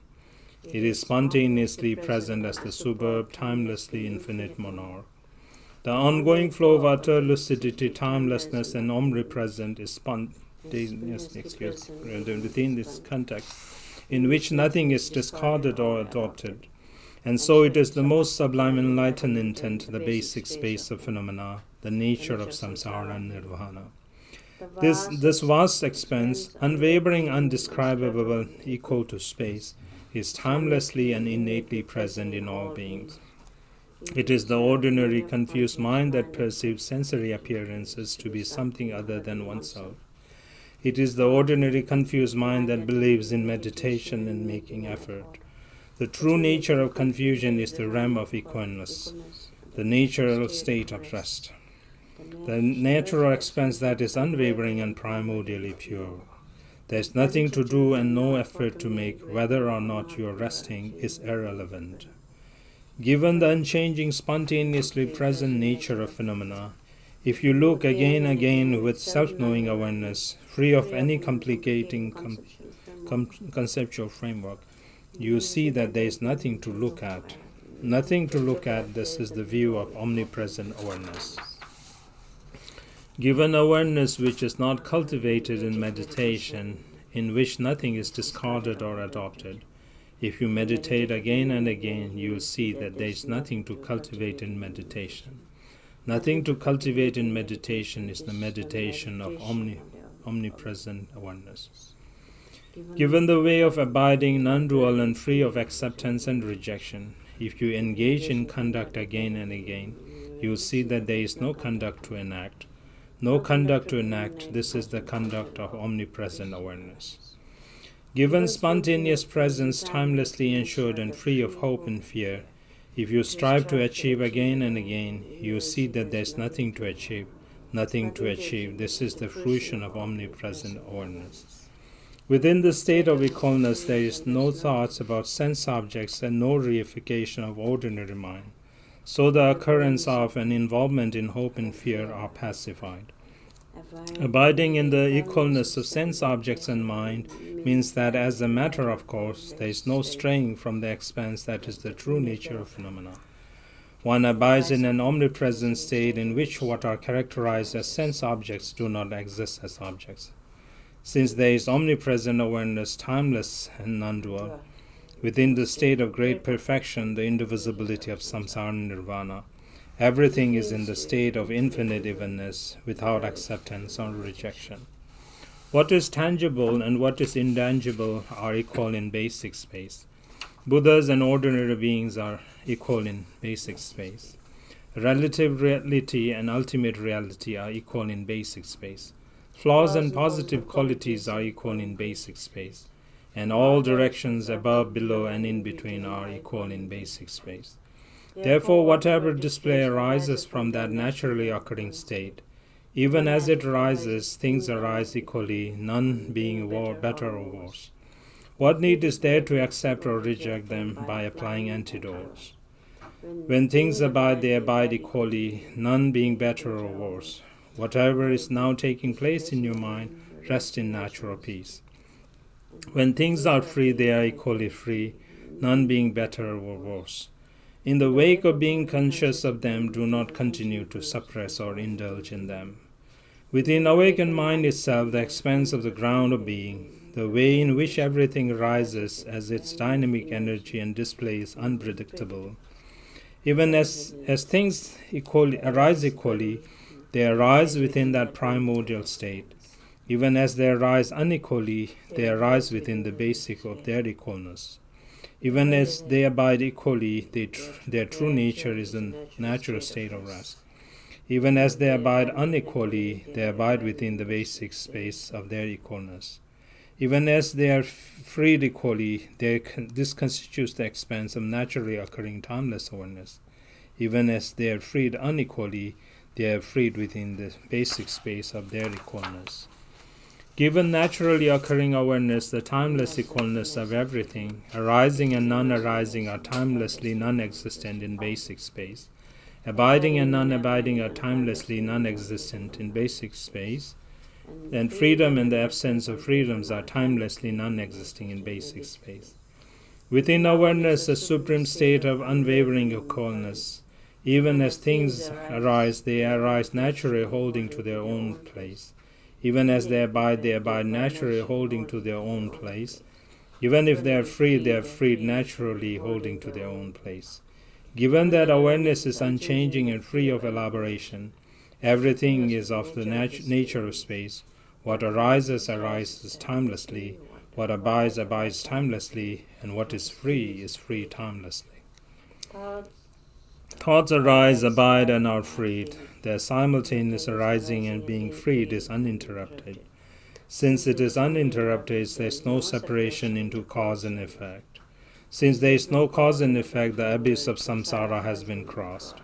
Since there is no longer an abyss, where could one go astray? The expanse of Samantabhadra is timelessly unchanging. The expanse of Vajrasattva is without transition or change.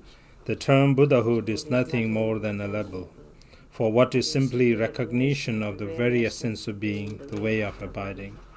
With the realization of these, there is no phenomena to accept or reject.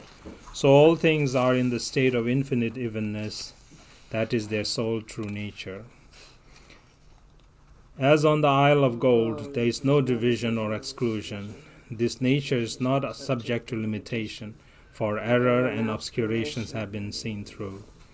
Within awakened mind itself, in which there are no pitfalls, the three kayas involving no effort are spontaneously perfect, so the phrase beyond imagination or expression is a mere figure of speech.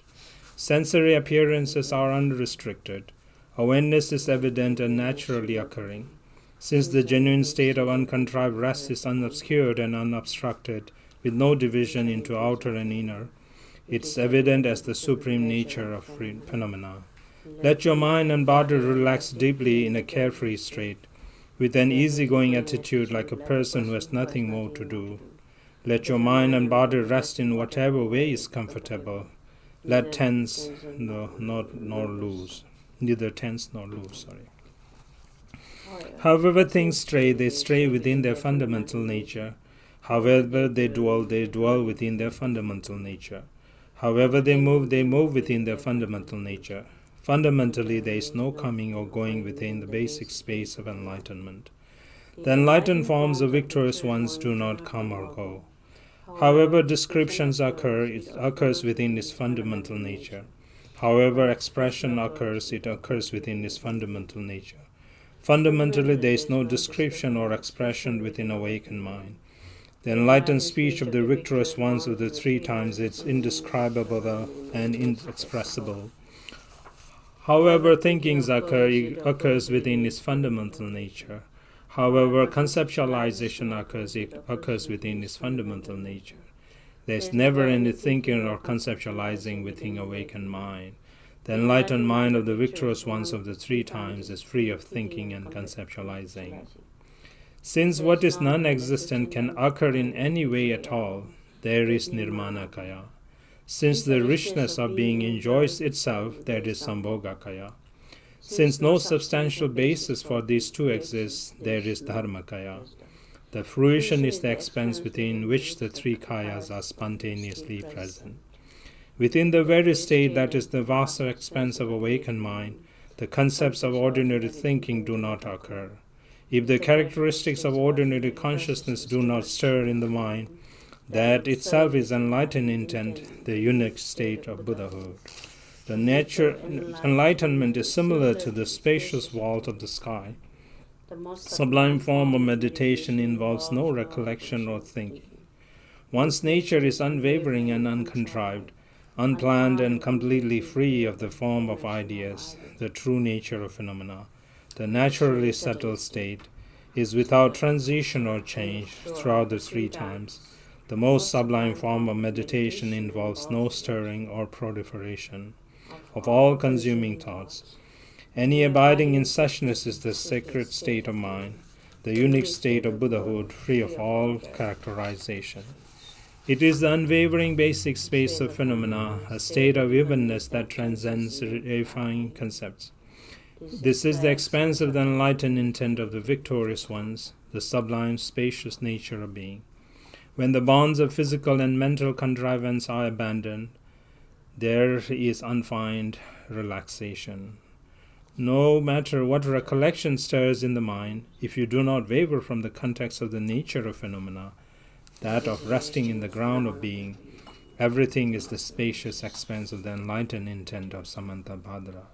Since nothing is reified or discarded, there is none of the tension or laxity of the compulsive mind. The unrestricted state of natural settling, just as it is ensured as a matter of course. Unwavering infinite evenness is an expanse with no fixed dimension. If all ordinary thinking occurs naturally and is pacified naturally, that is the sky-like enlightened intent of Vajrasattva. If you maintain an undistracted state within the uncontrived expanse of being, even engaging in thoughts concerning sense objects is within the scope of the true nature of phenomena. As for the true nature, it is non-conceptual and as spacious as the sky. But if you try to contrive it deliberately and compulsively, it becomes a cage of characteristics. Though you may spend day and night in such meditation, that is the bondage of fixation, pure and simple. The victorious one stated that it resembles the meditative stability of the gods. Therefore, it is extremely crucial that your mind, which is undistracted and in which effort and striving have been eradicated, settle naturally beyond reifying effort. Since naturally occurring timeless awareness is without limitation or bias, it cannot be characterized as something for all elaboration naturally subsides. Therefore, giving up creating more concepts, train in the ultimate meaning of supreme, spacious, free of any foundation. The unique nature of phenomena is naturally occurring timeless awareness. The unique view is freedom from the limitations of elaboration. In the unique meditation, nothing is discarded or adopted, nothing comes or goes.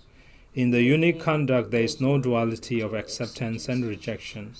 The unique fruition is free of duality of renunciation and attainment. This is the enlightened intent of naturally occurring spontaneous presence. The true nature of all phenomena in their entirety, the universe of appearances and possibilities, whether of samsara or nirvana, is the primordial state. Since it does not stray from naturally occurring timeless awareness itself, understand it to be enlightened intent, with everything at rest in the ground of being. Concerning phenomena that manifest as mirrored sense objects, without thinking in any way, this is how to rest. Rest spontaneously in the naturally state, free of naturally settled state, free of proliferation and resolution of thoughts. Abide as a matter of course within the expanse of equalness, the true nature of phenomena. Neither focusing your senses on, nor letting your gaze wander to, the manifestations of sensory appearances in all their variety, neither thinking of self nor conceiving of others, rest naturally lucid in the supremely spacious state of complete openness. Given the enlightened intent of naturally occurring timeless awareness in which everything is equal, expansive and elevated mind free of the proliferation and resolution of thoughts, the experience of blending with space without any division into outer and inner or in between, arises as meditative absorption that is blissful, clear, and free of elaboration. Given the enlightened intent of the true nature of phenomena, which never strays from a state of rest, the ground of being, there is no division into outer and inner, for that nature is free of the elaboration of dualistic perception. There is no ordinary mind fixating on something other, a sense object, so nothing is reified as object, and your perceptions of the universe are free of fixation. No context exists for taking rebirth in samsara. This is similar to space. There is no inner concept of mind as self, so nothing is reified as subject, and the all-consuming thought patterns of conditioned existence are stilled. The potential for rebirth in samsara is cut through at the root. At that point, you have arrived at the enlightened intent of Dharmakaya, like space in which there is no division into outer and inner, and no frame of reference for phenomena based on confusion.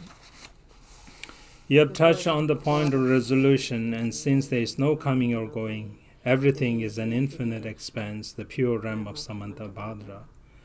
You have reached the sublime place of Dharmakaya, palace of Dharmakaya. If awareness in the moment does not stray from the ground of being, familiarization with that experience negates any furthering of conditioned existence. You are free of the karma and habitual patterns that perpetuate rebirth. You have come to the decisive experience of causality, described as the equalness of samsara and nirvana. You have arrived at the heart essence of enlightenment, which does not abide in conditioned existence or the state of peace. It is crucial that you distinguish between this and the one-pointed state of calm abiding. This is the enlightened intent of natural great perfection. If you stray from your fundamental nature, the functioning of conceptual mind is samsara, pure and simple. It involves cause and effect. You have not come to the decisive experience. A person who makes these mistakes fall lower and lower. Therefore, sublime secret great perfection does not stray from basic space, and the expression of dynamic energy resolves within the ground of being. Enlightened intent abides as an unwavering state of equalness. Within this context, there is no cause and effort, no concerted effort. View, for example, cannot be cultivated in meditation. Although the mode of cessation is described as having neither center nor limit, when dynamic energy itself deviates from its natural state, the mirror display arises as the multiplicity of the universe of appearances and possibilities. So never say categorically, there is no cause and effect. Interdependence ensures that conditioned composite phenomena are being enumeration and imagination. Confused perception in samsara and even states of peace and bliss are beyond enumeration and imagination. All of this constitutes the very process of interdependence, which is the coming together of cause and conditions. If you evaluate your fundamentally unconditioned nature, you find it has never existed as anything whatsoever. So too, in taking this as your path, you have no frame of reference whatsoever. For straying from that fundamentally unconditioned nature is all its immediacy. Rather, you appreciate it within the context of enlightened intent. Having reached the ultimate state in the immediacy of your fundamentally unconditioned nature, you are not sullied by anything at all. Afflictive emotions, karma, and habitual patterns have no support within this vast expanse, but are the playing out of magical games of illusion. You must be liberated from this, so please come to a decisive experience of causality. As a means of doing so, there is nothing superior to this approach. Therefore, it is crucial not to stray from the enlightened intent of the true nature of phenomena. This is the expense of my profound and heartfelt advice. It is crucial to go beyond what everything is or is not, transcending is and is not. This is the 10th section of the precious treasure of the basic space of phenomena, demonstrating that enlightened intent does not deviate from the true nature of phenomena.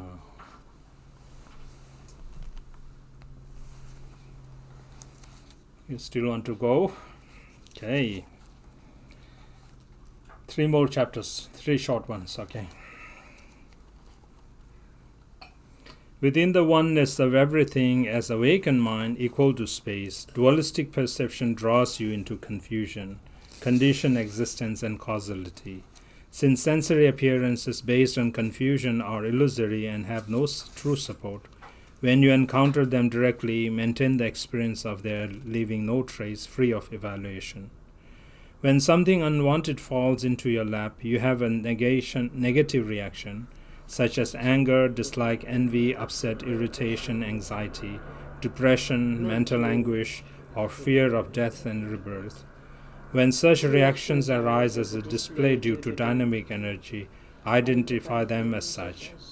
Do not renounce them, indulge in them, reify them away, transform them, look at them, or meditate on them.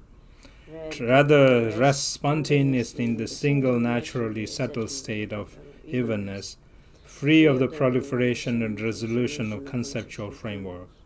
Mind as a pure expanse of space in which things vanish naturally and leave no trace, arises with intensity from within, pristine, lucid, within unconstrained awareness which neither is nor is not. Sensory objects are not fixed on as anything, but rather are encountered directly. This brings about natural rest in the state that cannot be reified as anything, and suppression and indulgence, which are not anything that can be freed in some way, fade without leaving a trace. And experience without fixation wells up from within. This itself, just as it is the timelessly spacious expanse of enlightened intent. Similarly, you may experience what is desirable and brings joy to the mind. Things accomplished with ease, friends, pleasant news, wealth to be enjoyed, and attractive places and regions. With anything attractive, there arises a state of birth that is naturally enriched by joy. When you identify this and rest imperturbably, resting naturally, you experience it as uncontrived and spontaneously present in primordial basic space. You may have a neutral attitude when you are going about or sitting or resting quite indifferently, that is neither pleasant nor unpleasant. Regardless of what arises, identify its nature as it rises, without reacting positively or negatively. Thus, the true nature of phenomena, the naturally settled state without differentiation or exclusion, is called the ignorance-free as supreme utter lucidity. At night and other times when you are overtaken by sleep, as you lie in a naturally settled state free of proliferation and resolution of thoughts, sensory appearances that manifest in obvious ways disappear, so reification of them disappear as well. Within the disappearance of even what is subtle or very subtle, together with the reification of it, the mind that is aware in a uniform non-conceptual state abides naturally free of occurrence of and involvement in thoughts as well as hope and fear.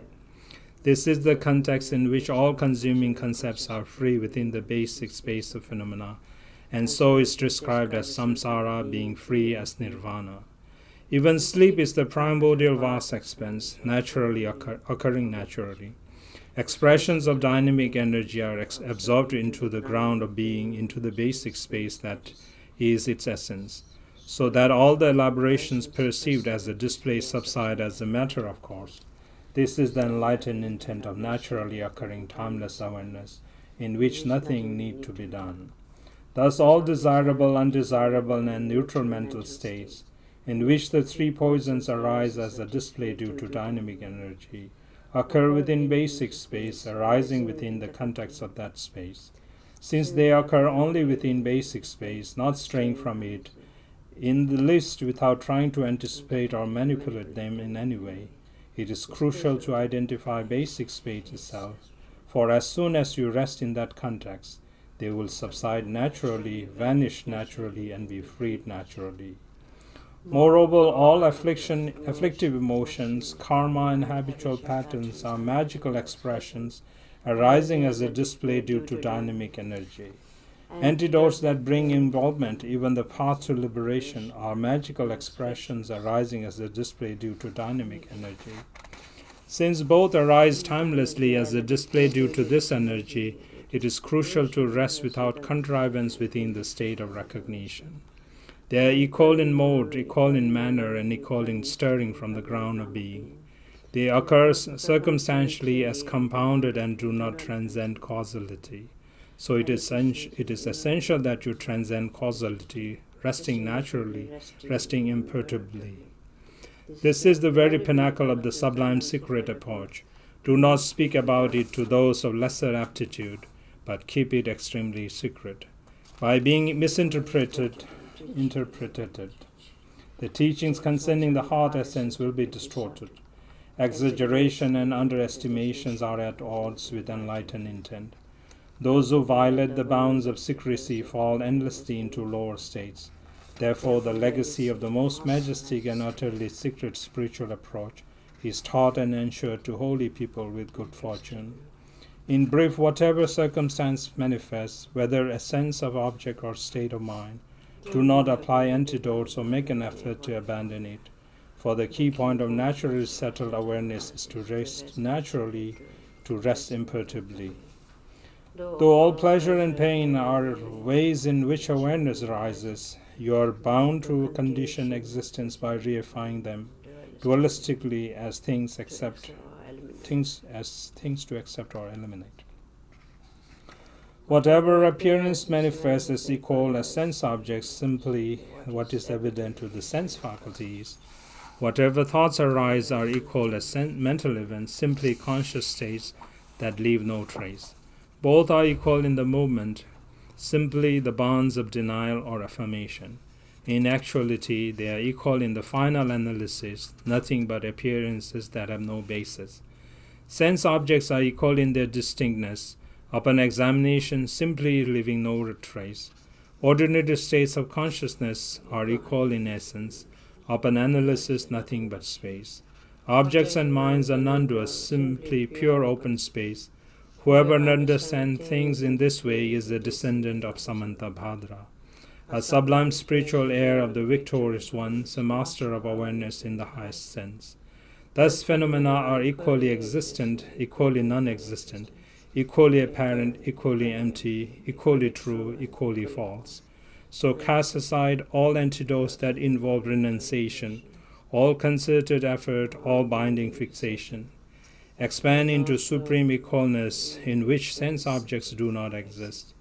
Expand into supreme awareness in which ordinary mind do not exist. Expand into supreme purity and equality in which flaws do not exist. This is the 11th section of the precious treasury of the basic space of phenomena, demonstrating that manifest circumstances equal to space in extent are pure.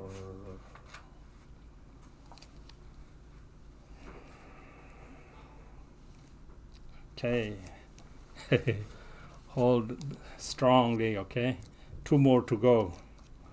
2 short ones again. All phenomena are intensely free in awakened mind, so there is no phenomena that is not free. Samsara is timelessly free, free in primordial purity. Nirvana is timelessly free, free in spontaneous perfection.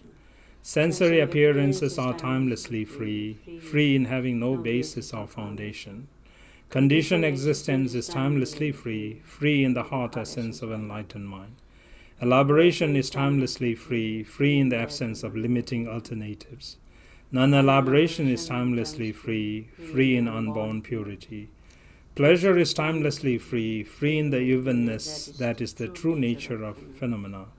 Pain is timelessly free, free in the uniform spaciousness of the ground of being. Neutral sensations are timelessly free, free in dharmakaya, equal to space. Purity is timelessly free, free in the emptiness of underlying purity. Impurity is timelessly free, free in the supreme state of total freedom. Levels of realization and spiritual paths are timelessly free, free in transcending the stages of development and completion. View and meditations are timelessly free, free in the absence of renunciation and acceptance. Conduct is timelessly free, free in the holy positive state. Fruition is timelessly free, free in the absence of hope and fear. Samaya is timelessly free, free in the supreme nature of phenomena. Recitation and mantra repetitions are timelessly free, free in the transcending verbal expression. Meditative absorption is timelessly free, free in transcending the realm of thought. Existence and non-existence are timelessly free, for freedom lies in the transcendence of extremes. Affirmation and denial are timelessly free, for freedom lies in the lack of any basis or foundation. What is authentic is timelessly free, for freedom lies in the transcendence of conceptual frameworks. What is not authentic is timelessly free, for freedom lies in the transcendence of conceptual bias. Karma is timelessly free, for freedom lies in the absence of any sullying factors. Afflictive emotions are timelessly free, for freedom lies in the absence of either bondage or freedom.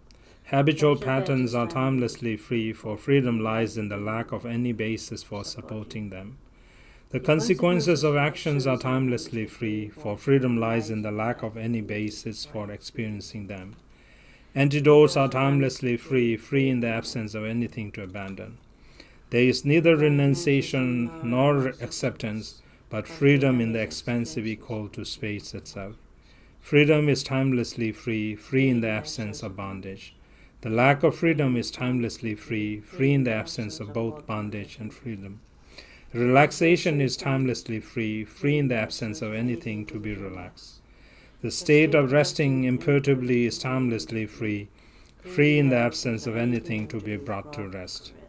In brief, all phenomena that are appearances of possibilities, as well what is neither an appearance nor a possibility, is beyond ordinary phenomena.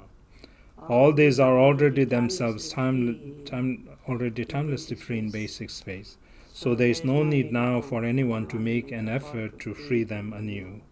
Even though you might make an effort to do this, it would be pointless.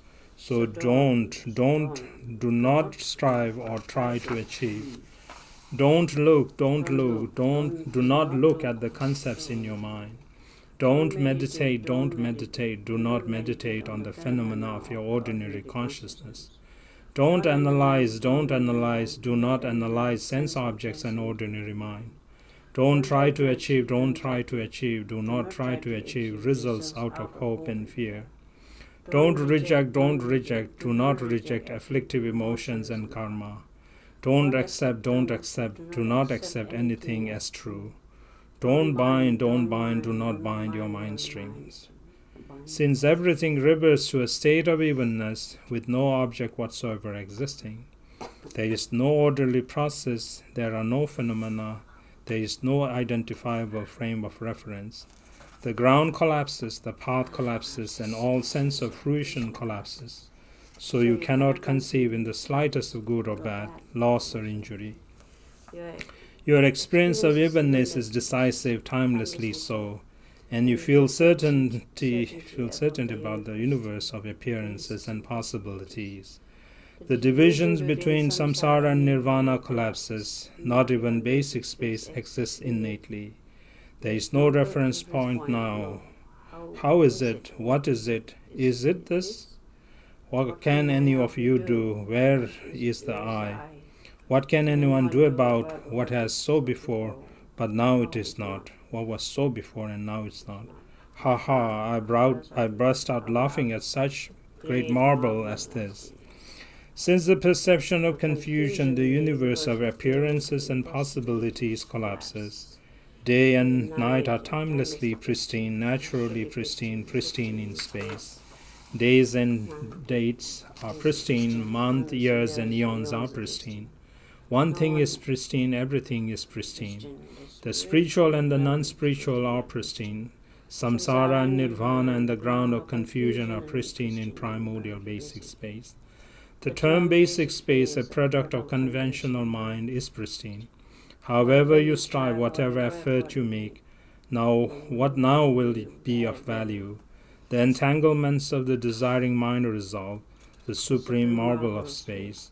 The nature of this irreligious beggar resolved into such a state. The fortress of the foundation of jewel and of surrounding space are spontaneously present within enlightened intent, which is timelessly free in that it has no underlying basis. So the universe of the three states of conditioned existence is free within the supreme state in which no sense objects exist. Those who bind themselves by holding to biases where none exists do not understand the nature of being. They themselves corrupt themselves. They themselves delude themselves. They are confused, so confused. They are confused by their perception of an abyss where no confusion exists. Whether or not there is confusion, there is the expanse of awakened mind. There is never any confusion or freedom in awakened mind. You are bound by reifying what arises from it as a display. In actuality, there is neither bondage nor freedom. Neither sense objects nor ordinary mind exists. Do not be seduced in believing in the existence of what does not exist. Awareness is free in that it is timelessly awakened Buddhahood. Do not confine it within the trap of the ordinary mind or reifying fixation. The completely pure expanse in which objects never exist is the expanse of awakened mind, the supremely blissful ground equal to space. Samsara is not possible within that context, which abides primordially and innately. Given that the unique sphere of being is without edges or corners, to hold that things are the same or different is the confusion of ordinary mind. Given that the naturally occurring timeless awareness has neither cause nor condition, perceiving it to be involved in the samsaric process is a hindrance to enlightenment. Given that the unbiased spontaneous presence is free of limitation, fixation on the limitation of biased views is the Mara that creates complacency. Given that unceasing emptiness has neither substance nor characteristics, labeling things as existent, non-existent, manifest, or empty is the perversity of ordinary consciousness. Therefore, cast off the trap of whatever biases you hold and understand that unbiased spontaneous presence is like space. Regardless of what arises into the 6 avenues of consciousness, appearances seen, sounds heard, everything is naturally clear and expands with no division or exclusion. Come to this decisive experience within the timelessly free expanse of equalness. Awareness is basic space because whatever manifests occurs within a single state of equalness. It is the ground of being because it gives rise to all enlightened qualities. It is the expanse of being because everything occurs naturally without division or exclusion. It is awakened mind because it is experienced as the heart essence that is the source of everything. You should understand it to be like space, primordially pure. In the spacious expanse of the ground of being, naturally occurring timeless awareness is refined because it is timelessly immaculate, unsullied by samsara. It is consummate because enlightened qualities are spontaneously present beyond cause and effect. It is mind because self-knowing awareness is the utter lucidity heart essence. Everything is subsumed and completely pure within awakened mind. Within the very essence of what arises as a display due to dynamic energy, a reawakening to Buddhahood in the moment comes with realization. In the absence of realization, thought patterns based on the confusion of non-recognition arise.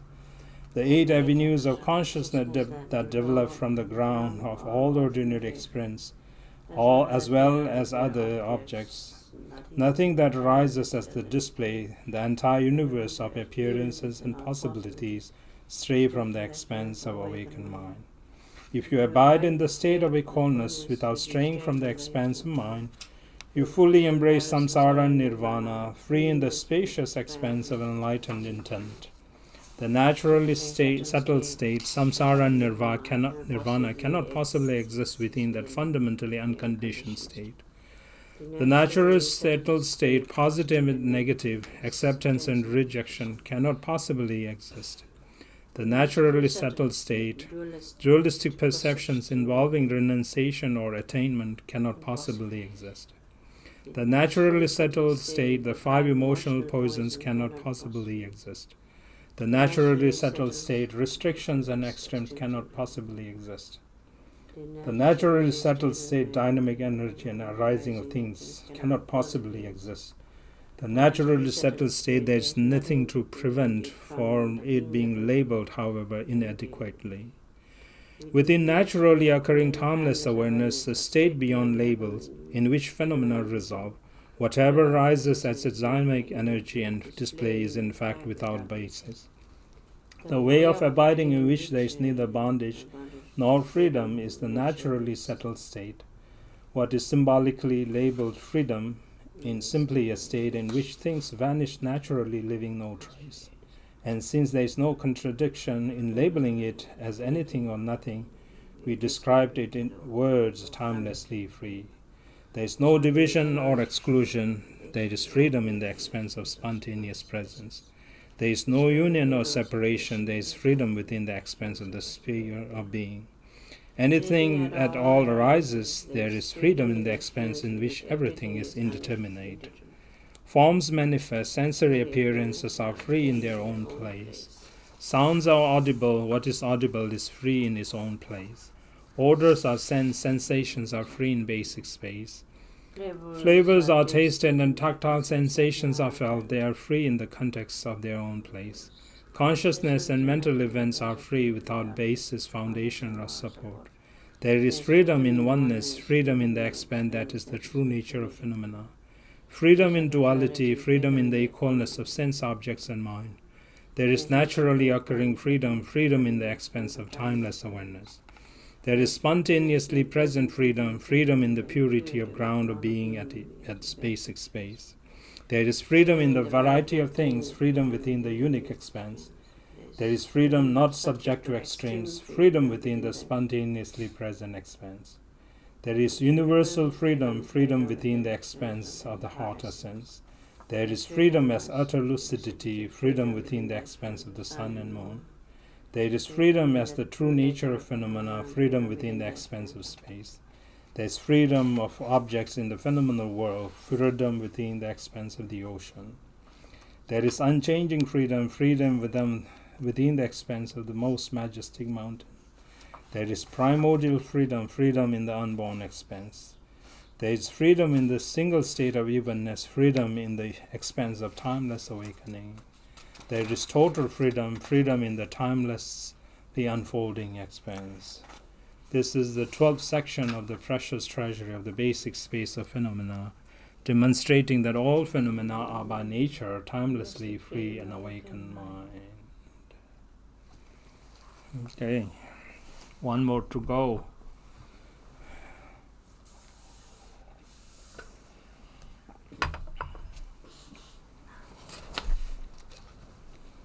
Okay, page 131.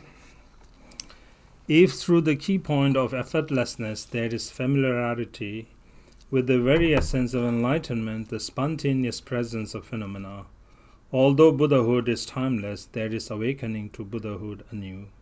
This is the unsurpassable pinnacle of the Vajra heart essence, the vast expanse of enlightenment, the very essence of the 9 progressive approaches. Although the orbs of the sun and moon are radiantly luminous in the vault of the sky, they cannot be completely obscured by thick clouds which prevents them from being seen. This parallels the way in which enlightenment, though present within you, is not apparent. Thick clouds vanish naturally when left alone in the sky.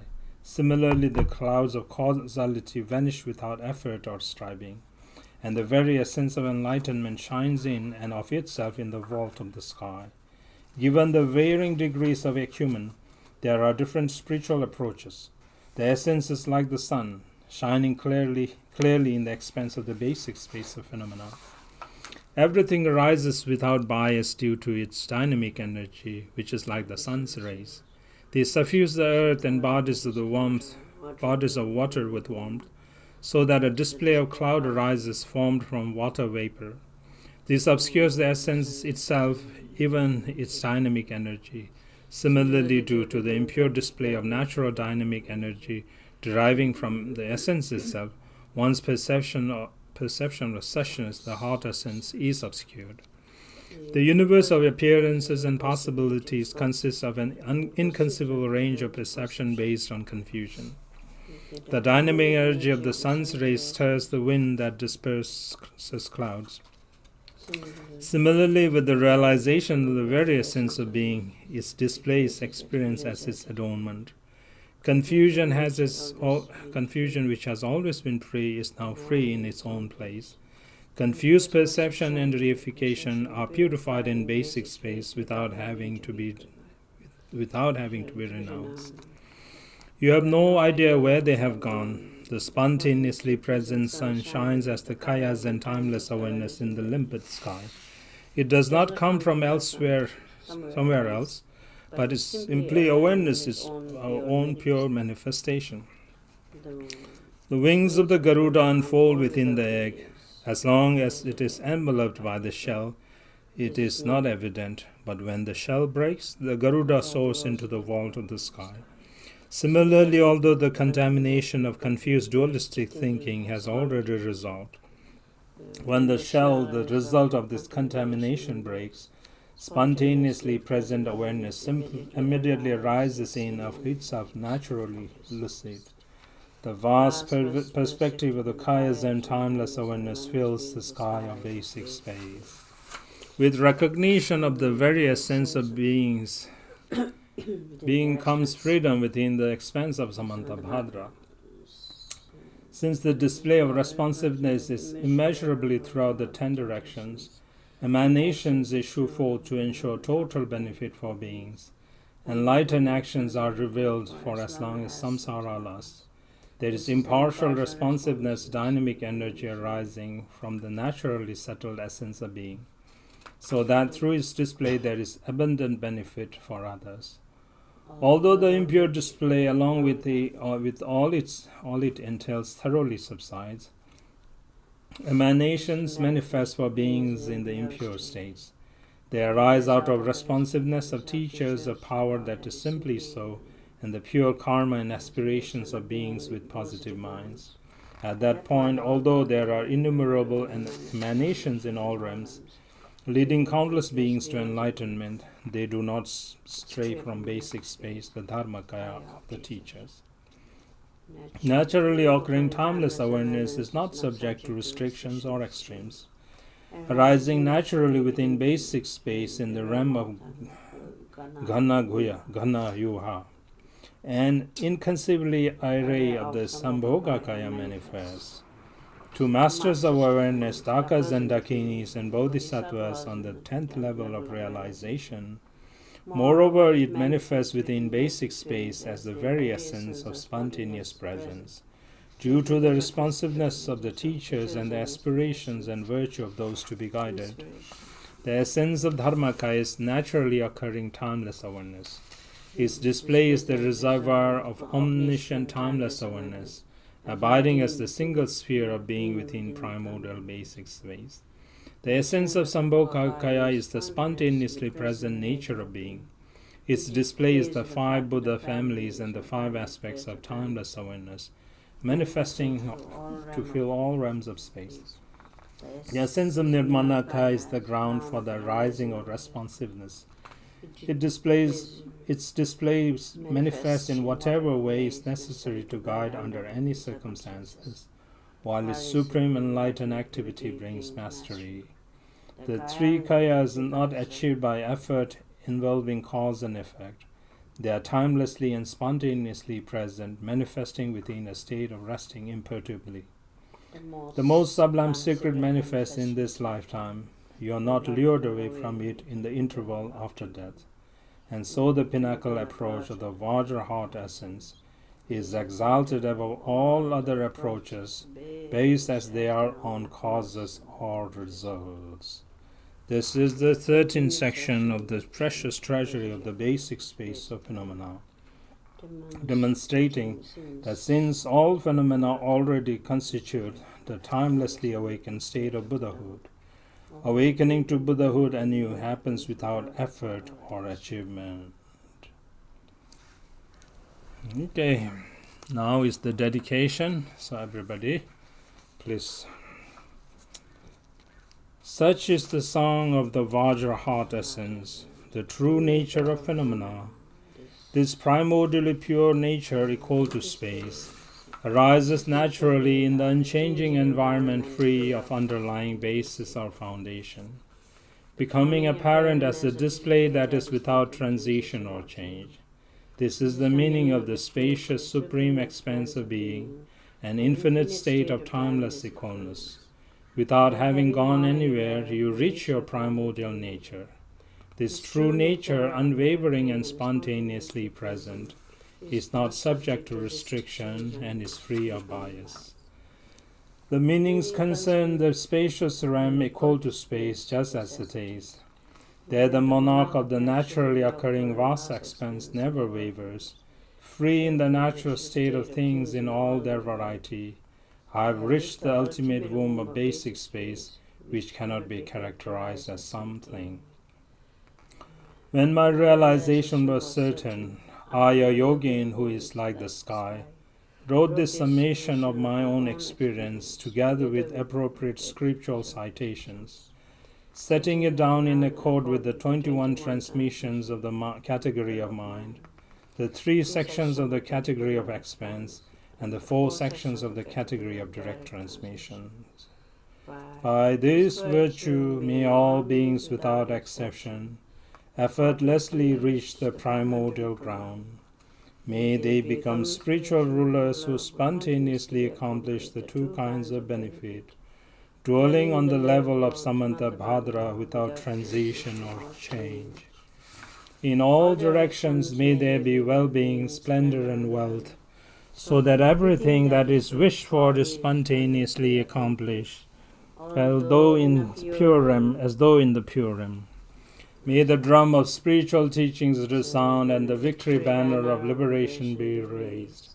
May the sacred teachings never wane, but spread and flourish. Alalaho. This text entitled The Precious Treasury of the Basic Space of Phenomena, composed on the slopes of Gangri Thekar by a yogin of the most sublime spiritual approach, Longchenpa, is now completely finished. Good fortune, good fortune, good fortune. Alalaho. Congratulations, everybody. Ah.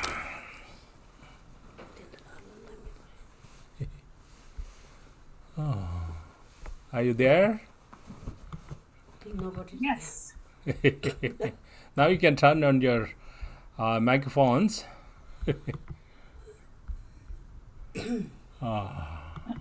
Alalaho. Alalaho, everybody. Sorry.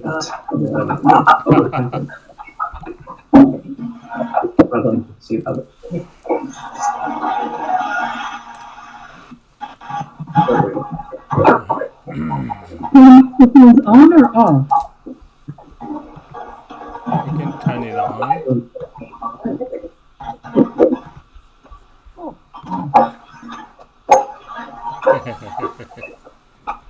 Okay. Paduminte Jeff then. Oh, it's almost 5, so not too bad. We're like 2.5 hours. 2.5 hours. This English recitation takes a little longer, and also I'm not a good reader, so but I tried. So thank you all for bearing with me. Hi, Belinda. How are you? I can do like 3. Thank you so much. It was precious. Thank you.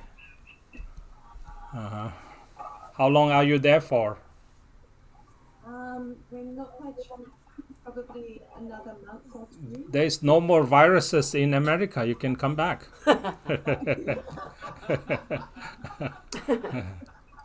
Yeah. Yeah, please come back. Okay. Yeah. Thank you so much for organizing this. Yeah. Sure. We're all confined to our own places, but thanks to the technology that we have been able to meet online and celebrate this great being anniversary, our Omniscient Lama, so Omniscient One. So, thank you. So yeah.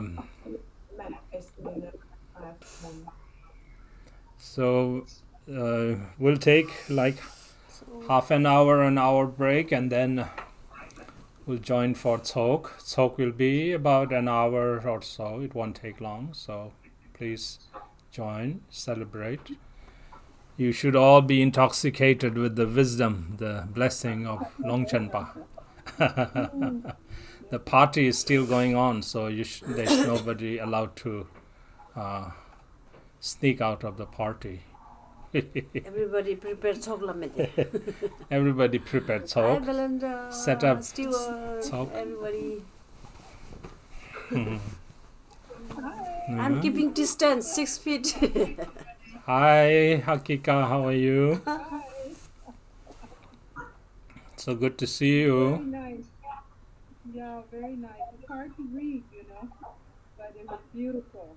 Okay. My eye. Yeah. Maybe someone should have a nice recording of this. Someone who can read it nicely in a good pace, and maybe we can listen. We really have that. So when we make our transition, somebody will play it. Yeah, maybe.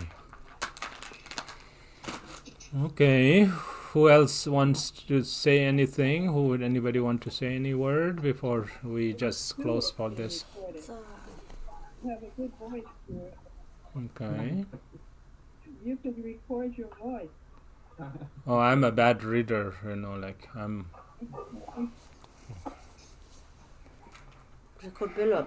Okay. Hi. Goodbye. Thank you so much. Thank you. Okay, yeah, thank you, and then we'll see you in the future, okay? Thank you, Vincent. Okay, bye. Hi, Jan, how are you? Good, Sean. How are you? You haven't been to Montana recently. No, it's been more than 4 years. We'll come soon. Thank you. Where are you? You're in Whitefish? Where are you? In Arley or where? Missoula. Oh, Missoula, I see, okay. Must be a lot of snow. No?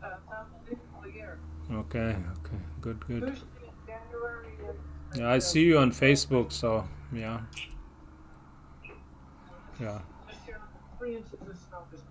Okay. Stay well, stay healthy, take good care, stay positive. Yeah, please, yeah, so yeah. Okay.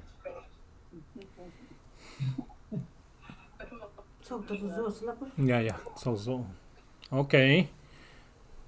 Alex, I didn't see you for some time. How are you, Alex?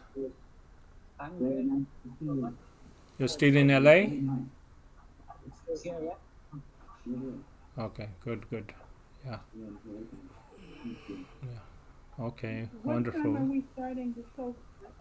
Starting at 6. After half an hour. 6, we'll start at 6. 6, yeah. Mm-hmm. Thank you. Okay.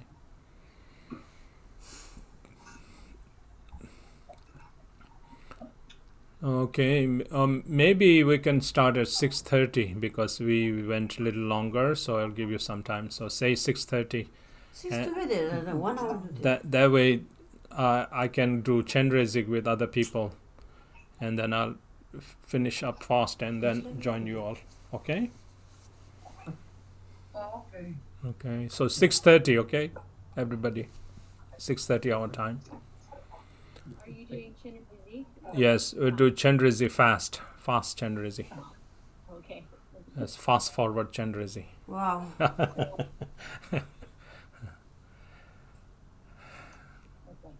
So Michelle Lamote, how is Canada? Oh, Canada's fine. Yeah, the weather is nice. No snow yet. Oh, good. I saw some new people that I haven't met before.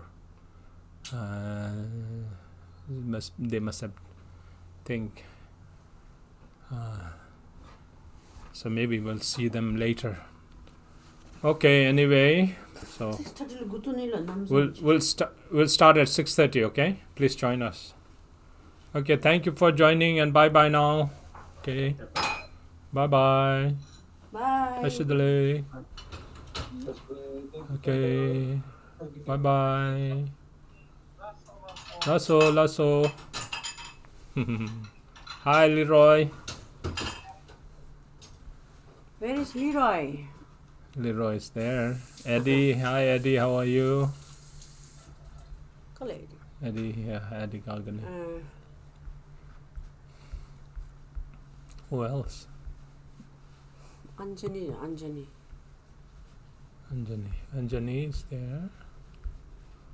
Okay, I'll end the session and we'll see you soon. Tashi Delek, bye bye. Tashi Delek.